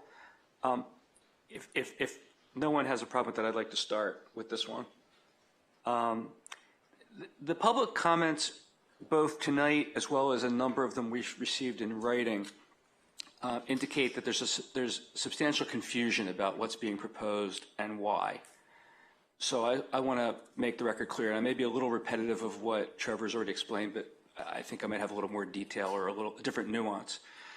The development agreement has a 10-year term that commenced in 2008. during which the developer, the owner, is entitled to enter into leases with tenants that would not be permitted by the Formula Retail Ordinance. So they have a contract, and we didn't approve that, prior council did, that gave them 10 years from 2008 to basically rent to anyone they wanted. Doesn't matter what our law otherwise was, and that's been approved. Pursuant to the terms of the agreement, the 10-year term is tolled, in other words, extended, by any time the project is stalled on account of various actions by third parties, including the city, the Coastal Commission, and Caltrans, among others. The developer claims that the 10-year term of the agreement has in fact been tolled or extended on account of various activity or inactivity of the city and third parties, such that its exemption from operation of the ordinance, the Formula Retail Ordinance, remains in effect through December of 2027, possibly longer if further tolling were to occur. Absent tolling for the reasons claimed by the developer, the exemption from operation of the retail ordinance, Formula Retail Ordinance, would have already expired. It would have expired 2 years ago, and it may have. The issue is not necessarily binary either. It's possible that there was tolling, but it was for a lesser period than claimed by the developer. The tolling might have occurred through yesterday. The tolling may occur through 3 months from now. So it's anywhere from December 2020 to December 2027. The developer, perhaps not overtly, but at least implicitly, has threatened to sue to vindicate its claimed legal rights to lease outside the restrictions of the Formula Retail Ordinance through December 2027. It's unclear whether they're right or they're wrong. Only litigation will resolve that dispute in the absence of a settlement. We could go to court, we could find out that they're right and that they have until 2027. They may even have even longer depending on what comes out of the litigation. Or could go to court and find out they're wrong, we're right, and they've already lost their opportunity to lease outside the Formula Retail Ordinance. The proposed settlement is a compromise of that claim. Pursuant to the proposed settlement, the city and the developer would agree that the term of the development agreement has in fact been tolled, such that the agreement expires in August of 2024. It's a bit more than 3 years earlier than the developer claims, and it's a few months less than 4 years after we claim the exemption expired. The developer would also agree to waive certain aspects of the exemption granted in the development agreement. So contrary to the suggestion that was made in some of the written public comments, the nature of the exemption that they have from the Formula Retail Ordinance is being narrowed. It's not being expanded. Some people have argued that it's being expanded. Only the expiration date is arguably being expanded. And it's not, and the developer says it's not being expanded at all. They say they're entitled to 2027 as a deadline, and they're willing to accept only 1 more year from today. We say that it's already expired and that they're wrong. Anyway, only the expiration date is at issue. The proposed settlement also provides additional benefits to the city beyond those set forth in the development agreement. Contrary to the suggestion of some public comments that the benefits are being diminished, that's not the case. Some people thought that the payments were in lieu of the $500,000 set forth in the agreement. That's not the case. The $500,000 already went to the city, is my understanding. We've already received that. Okay. Under the development agreement, the city was granted certain property subject to various restrictions. Whether Ryan remembers those restrictions being mentioned publicly or not, they're in the agreement. They couldn't be clearer. The proposed settlement eliminates the restrictions, or at least some of them. Under the development agreement, the city was paid certain specified amounts. Those payments have occurred. The settlement provides for further payments. The settlement also provides for some additional benefit to the city, including the provision of certain services to the city in the event that we seek to develop the property that belongs to the city. Okay, now, the suggestion that something's been done sneakily because this came matter of public record last week as opposed to 2 weeks ago, I reject that notion. Nobody was trying to sneak anything. In fact, we made a decision to present this to the public and not vote on this in closed session as we were told we had the legal right to do, because we wanted to be transparent. We wanted to make sure that the residents have an opportunity to comment. I had hoped actually that it would have been on the original agenda, but it just didn't get done in time. We can talk about that. There's been a suggestion that Paul has a conflict of interest. Paul has stated and I have no reason to disbelieve it, that he's got no financial interest in this project whatsoever. And so what if he's a supporter of the project? I mean, I'm an opposer of many projects, and that doesn't disqualify me or make me conflicted when a project comes before the council from taking a very harsh view of them and approving them only under limited circumstances. Paul's entitled to favorably look upon projects and only vote against them in unusual circumstances. That's why we're elected, based on what we run on. So that's the view Paul espoused when he ran for office and he was elected. Some people have claimed that this is an amendment to the development agreement and therefore requires some different process than we're going through. I disagree with that. It's not an amendment at all. The agreement provides whatever it provides. The developer believes that pursuant to the terms of the agreement, they have an additional 4 years from today still. We believe that under the terms of the agreement, they don't have any further time. And that's what settlements are. They resolve what the meaning of the agreement is. They don't amend the agreement.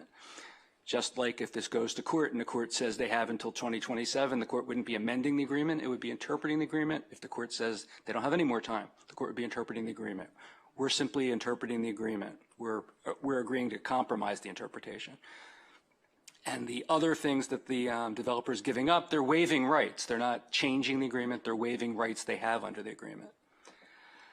That having been said, for reasons I'm going to articulate, I actually oppose our approval of this tonight, although I'm hoping that it can come back very quickly with some slight amendments that will make it such that I would support it. I may lose on that vote, but I'm going to propose that we reject the settlement as it's presently drafted and that we create an ad hoc committee, I'd like to be on it, that will act expeditiously with the developer to nail down a final proposal that we could bring back with adequate notice to the public for potential approval. This is a public forum. It's very awkward to negotiate a settlement or to resolve any kind of legal dispute in a public forum. So we're already doing something that's very odd. But my reasons for wanting to go back to the table at least one more time are the following. I'll try to be careful about that because I don't want to breach privilege or impair our position.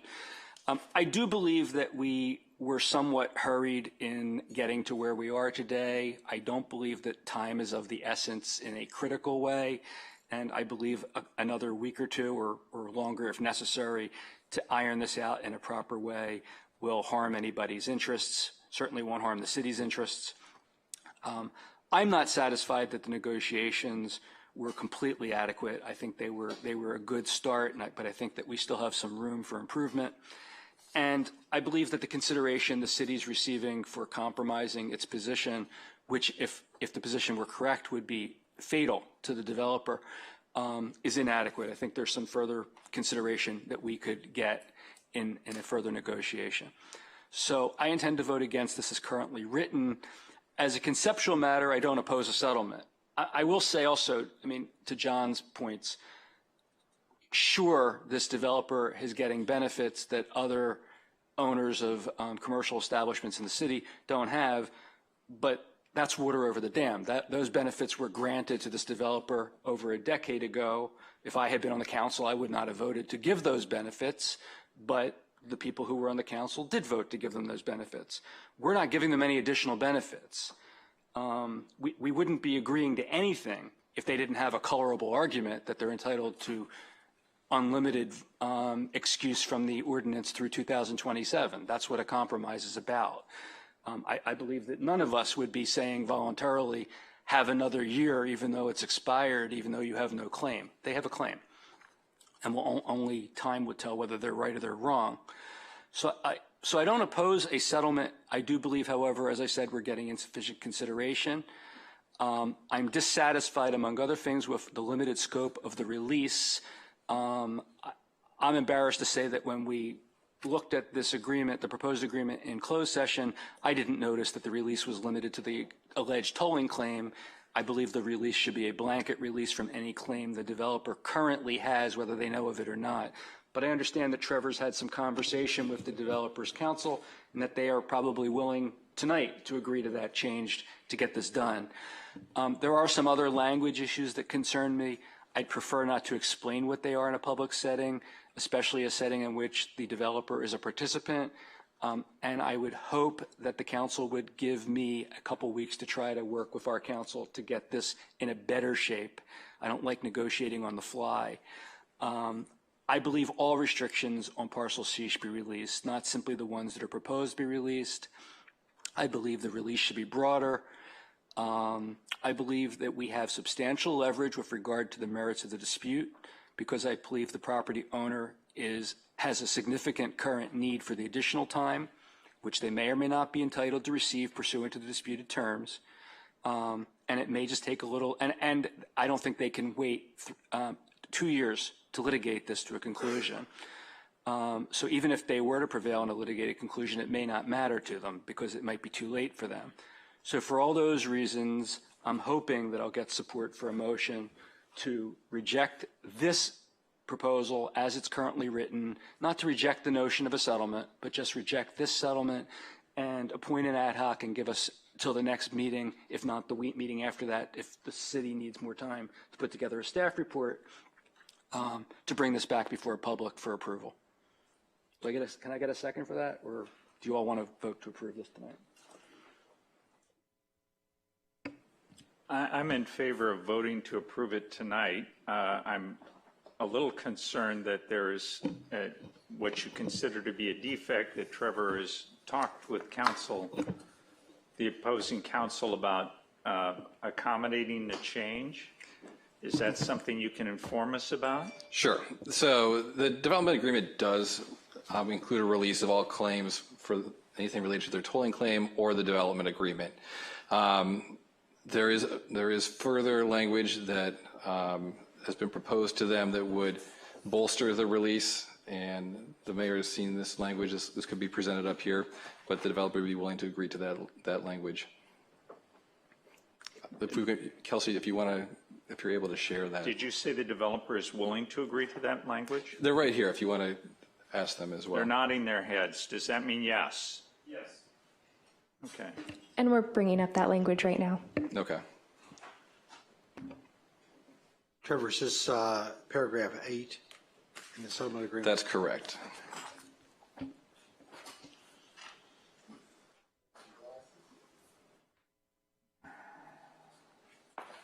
Give us a few moments to adjust it. Okay. Guarantee on our iPad it's small.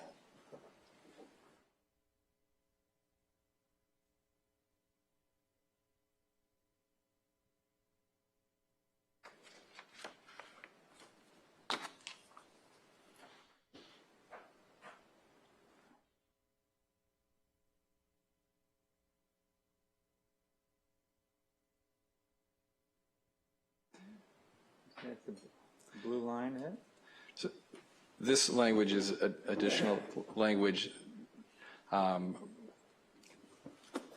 that this is not the release. This is the part that deals with some of the mayor's concerns about the language about the restrictions on Parcel C. So you can ask the developer if they'd be willing to agree to that. I don't know if that would satisfy the mayor at this point tonight. They agree to that? They're right here. They can. I'm just. Excuse me, Trevor. You're saying that paragraph 4 has been amended as well? This version has been circulated to the developer, and they can indicate whether that would be. But this is not the agreement we have tonight in front of us. This is the red line this is a change that the mayor requested to be circulated to the developer as an option to address some of his concerns. But we haven't seen this before. No. Okay. Right. This is my point. Look, I read over the agreement over the weekend, and I noticed, or maybe it was before the weekend, I noticed at least 2 things that had skipped our attention. I asked that changes be suggested. Obviously, I didn't have the authority to get them made. It has to come before the council, but the developer readily agreed to both of them. I think there are some other issues with the language. I think the fact that we were able to get those 2 changes so easily suggest, as I said, that we have leverage to get a better deal than this one. And I'd like an opportunity to fly spec the language a little more, take into account the comments we've gotten from the public, show them that this is a fully transparent process where we've taken their views into account, and then come back with a final proposal, if possible, 2 weeks from now, and if not possible, 4 weeks from now. Can we, did we see the other change yet? We can show you that change in paragraph 8. Please.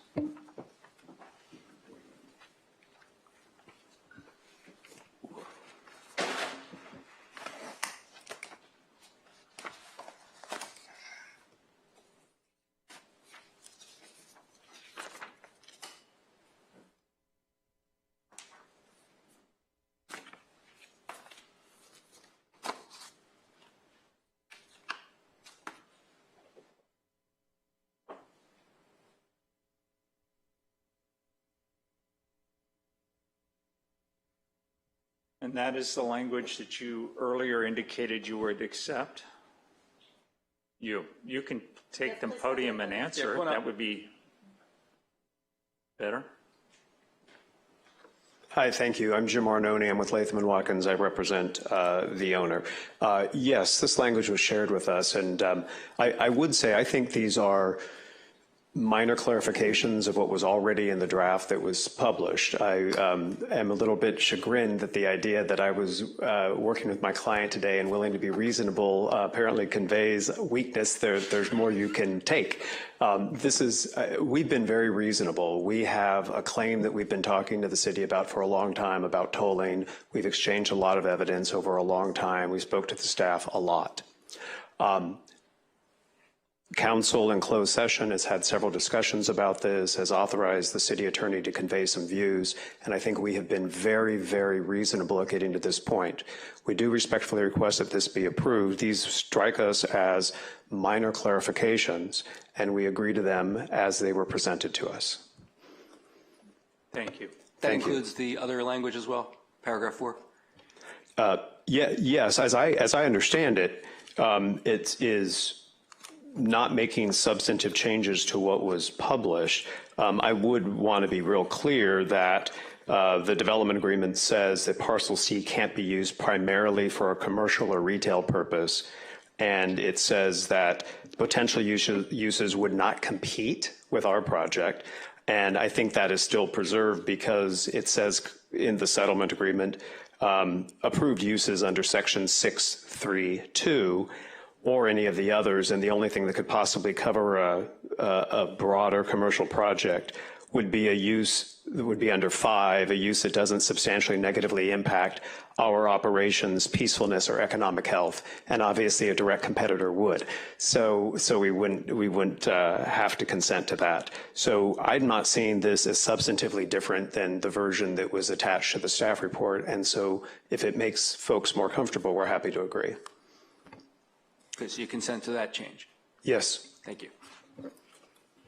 Before you leave the podium, I just want to be clear. One of the concerns I had in talking to the mayor earlier today, I had not been aware that you have these changes here. This is a full release of all claims to the city. Is this correct in your view? Yes, a full release for all claims. From the development agreement and tolling and so forth? Yes. All right. Thank you. Thank you. All right, so I'm going to declare my motion dead because I haven't gotten a second. Does anybody else want to make a motion? I'd like to make a motion that we pass the agreement as altered just a few moments ago in the blue line version that was projected. I have a question. Could you explain to me how the language is stronger or more beneficial by these changes?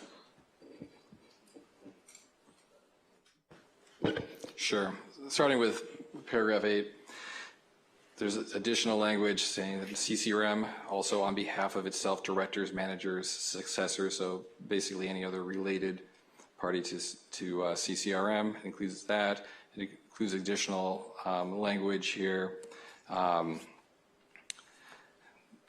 providing further clarification or expansion of some of the provisions to make very clear that everything is being released, and then it includes a covenant that the releasers will not sue or otherwise institute in any way or actively participate and volunteer and assist in the prosecution of legal proceedings, basically against the city. So this is just a expanded release.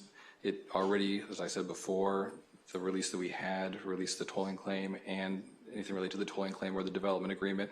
So as Mr. Arnone stated, these are some changes. These are not major changes to the document here. That really makes me uncomfortable that we're doing this, being shown to us for 30 seconds and being asked to change, and I don't really understand why more words make it better.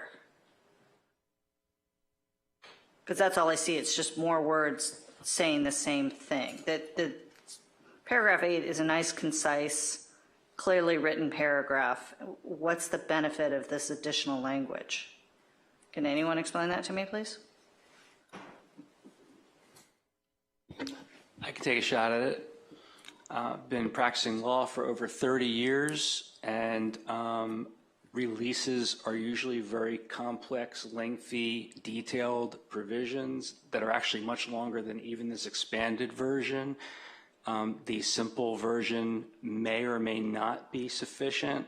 That's why a standard release, if you were to go look at a form book, would probably provide something much more akin to the longer one. In fact, I pulled a lot of this language right out of the last settlement that the city did on a major matter.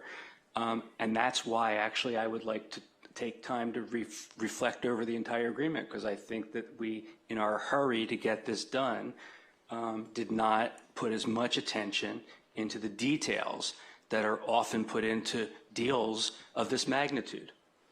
But if you think the simple language is adequate for your purposes, it's your vote. I would say either version is going to cover you here. There's no harm in having the expanded version that's put in place here. Well, I will say, I don't think that we hurried through our closed session deliberations. I mean, this was brought to us on multiple occasions, and so I do disagree with that. Okay. I have a question, if I may. I think the changes we've made are good. I mean, the two changes that are in there provide a little more protection. I'm trying to, when you did your presentation earlier, the things you mentioned were you wanted to get a broader release on what we can do on Parcel C, which we got. You wanted, and I'm trying to figure out, if we wait, what do you think you can improve upon? And I understand the but can you give me any sense, is there something material you really feel is important, or are these going to be, any change, I guess, is important. So I'm not trying to minimize what you're doing. I'm just trying to figure out if this is significant enough to hold it up. Because look, they got a year. They're going to have a tough time in a year filling these slots. So the sooner we figure that out, the better off we're going to be. But I mean, any insight you can provide us, I would appreciate. Maybe you can't. I understand you don't want to negotiate with yourself in front of the people you're negotiating with, but anything you can tell would be helpful. It is awkward to explain to in public with your counterparties in closed session. sitting there. That's right. Right. That's right. All I can say is, do you think okay, without going through do you think the things you're proposing to change would be material? Could be. They could be, and I think that we owe it to the residents, especially those who have submitted opposition to this, to show them that we've made every effort to get the tightest deal we can, and not leave things on the table which I think we potentially have. I disagree that the change to paragraph 4 isn't potentially legally significant, that it didn't just change words. And there are some other things like that that I think we ought to be focusing on. But I don't understand I understand why it matters whether we approve this tonight or approve it 2 weeks or 4 weeks from now, because we're not getting anything. I mean, we're giving them more time that they're asking for, and we're getting things that we aren't going to use in the next 2 weeks, 4 weeks, 8 weeks, or a year probably for that matter. So I just don't understand why we would rush, because I do believe it's rushing to make this decision tonight. But that's just my view. I'm a careful, slow person. What can I tell you? I never got a second, I don't believe. I'll second. Okay, now we can discuss it. I think what we're getting tonight is, and we spent at least 3 closed sessions discussing this, and Bruce, to your credit, this is much better than it was when we started. And I don't, I think that we were very productive in the closed sessions, and I think that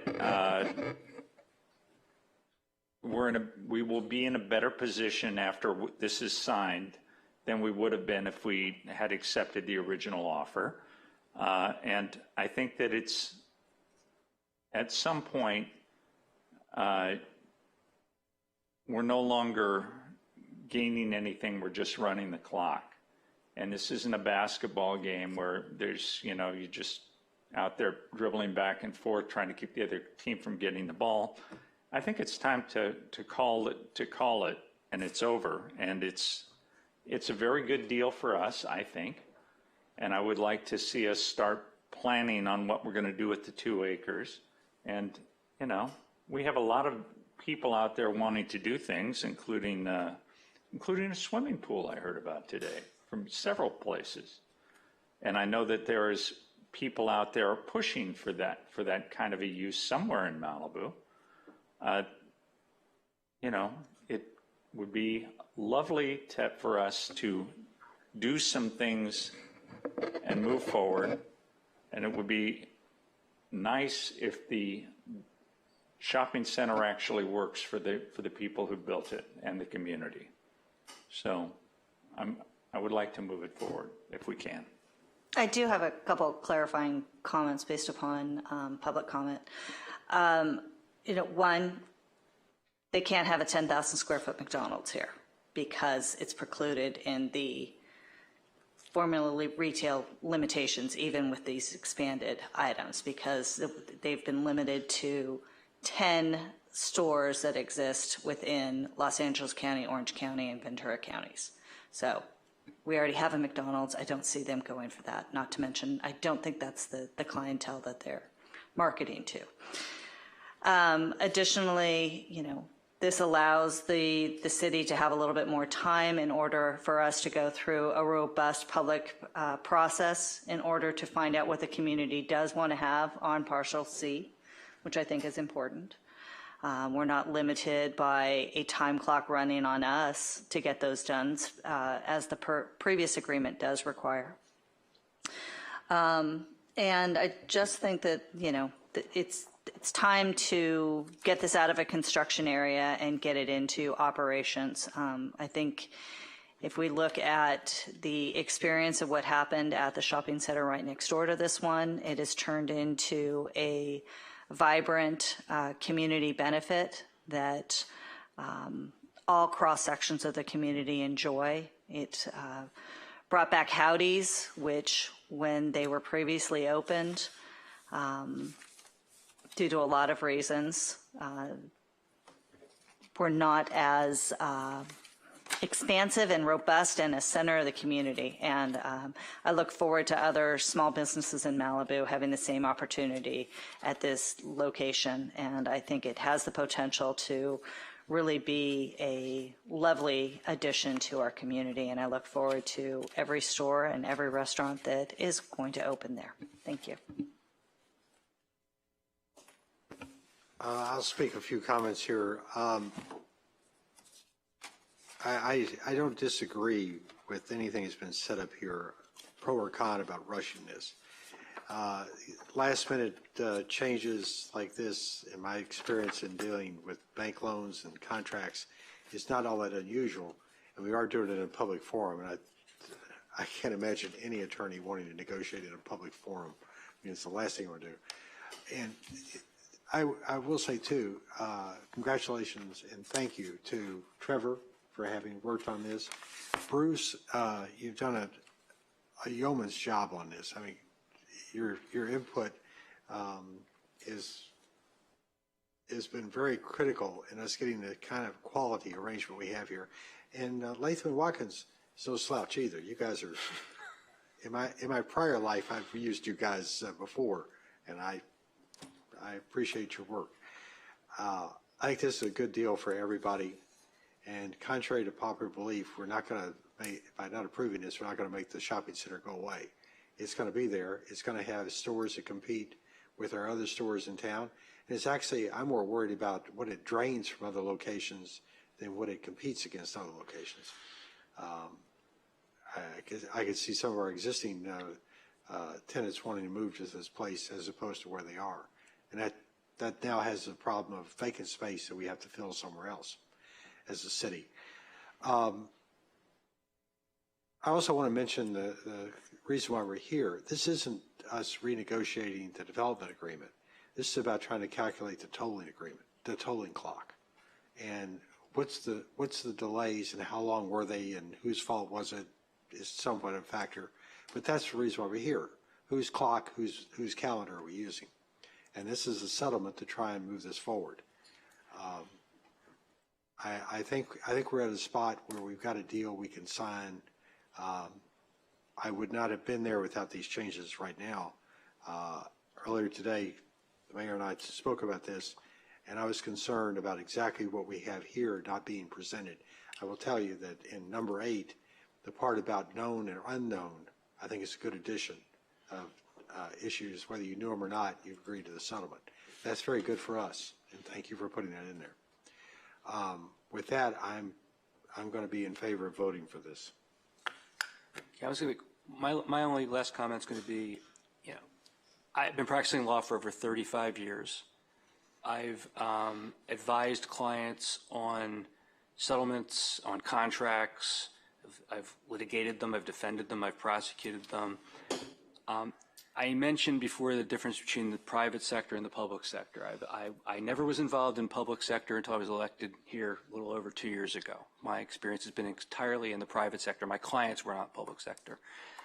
The way in which this was reviewed and analyzed and negotiated, pardon my, it's not quite French, it scares the crap out of me as a private practitioner who works in the private sector, because nowhere near the attention to the details of the pros and cons, the value of the claim, the substance of the claim, what could be extracted, what should be given up, was, in my opinion, done.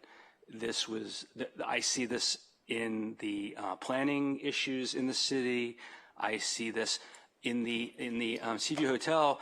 Until I said anything, nobody even realized that the development agreement in that case hadn't been reviewed, much less drafted by our city's attorney. It had been drafted by some city employees. So I continue to be amazed and somewhat and distraught by the way the public sector works. I ran on a position of you need lawyers on the council.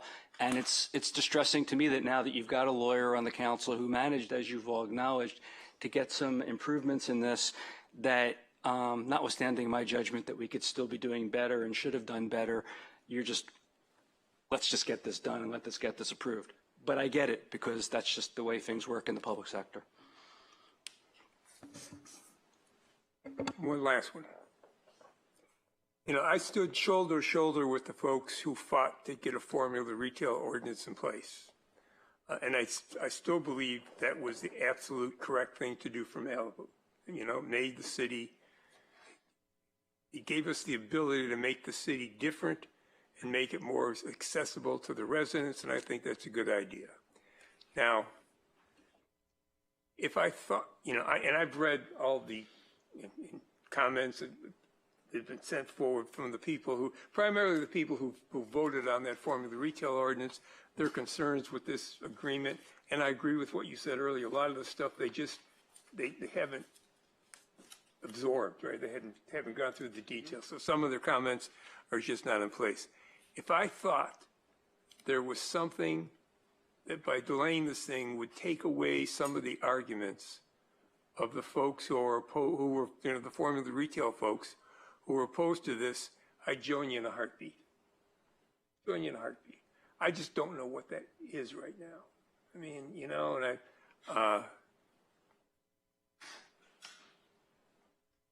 I just don't know. So, and that's my problem. If I'd like to alleviate as many of the concerns of the people who worked on this stuff, for years and years to get a formula retail ordinance in. I respect what they did. I think they did the right thing. And if I thought there was something we could do that would alleviate their concerns, I'd jump on it. I just don't know what that is at the moment. I'd like to make a comment.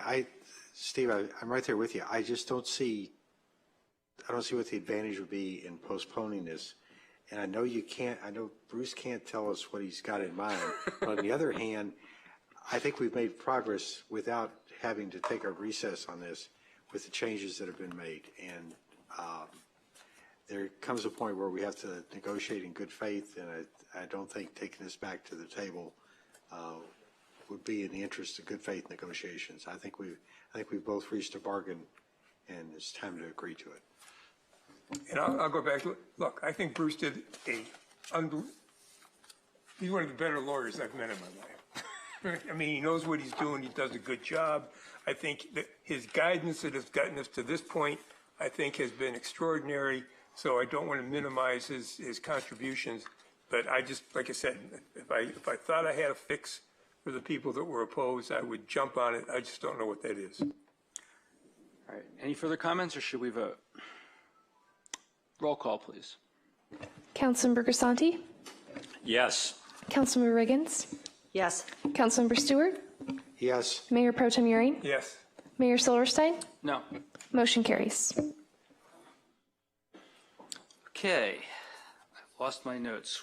We are going to adjourn, but I lost Annette O'Malley. O'Malley, and in support of the residents of Maui as well as the Hawaiian Islands in general. We're adjourned. Thanks, guys. Thank you.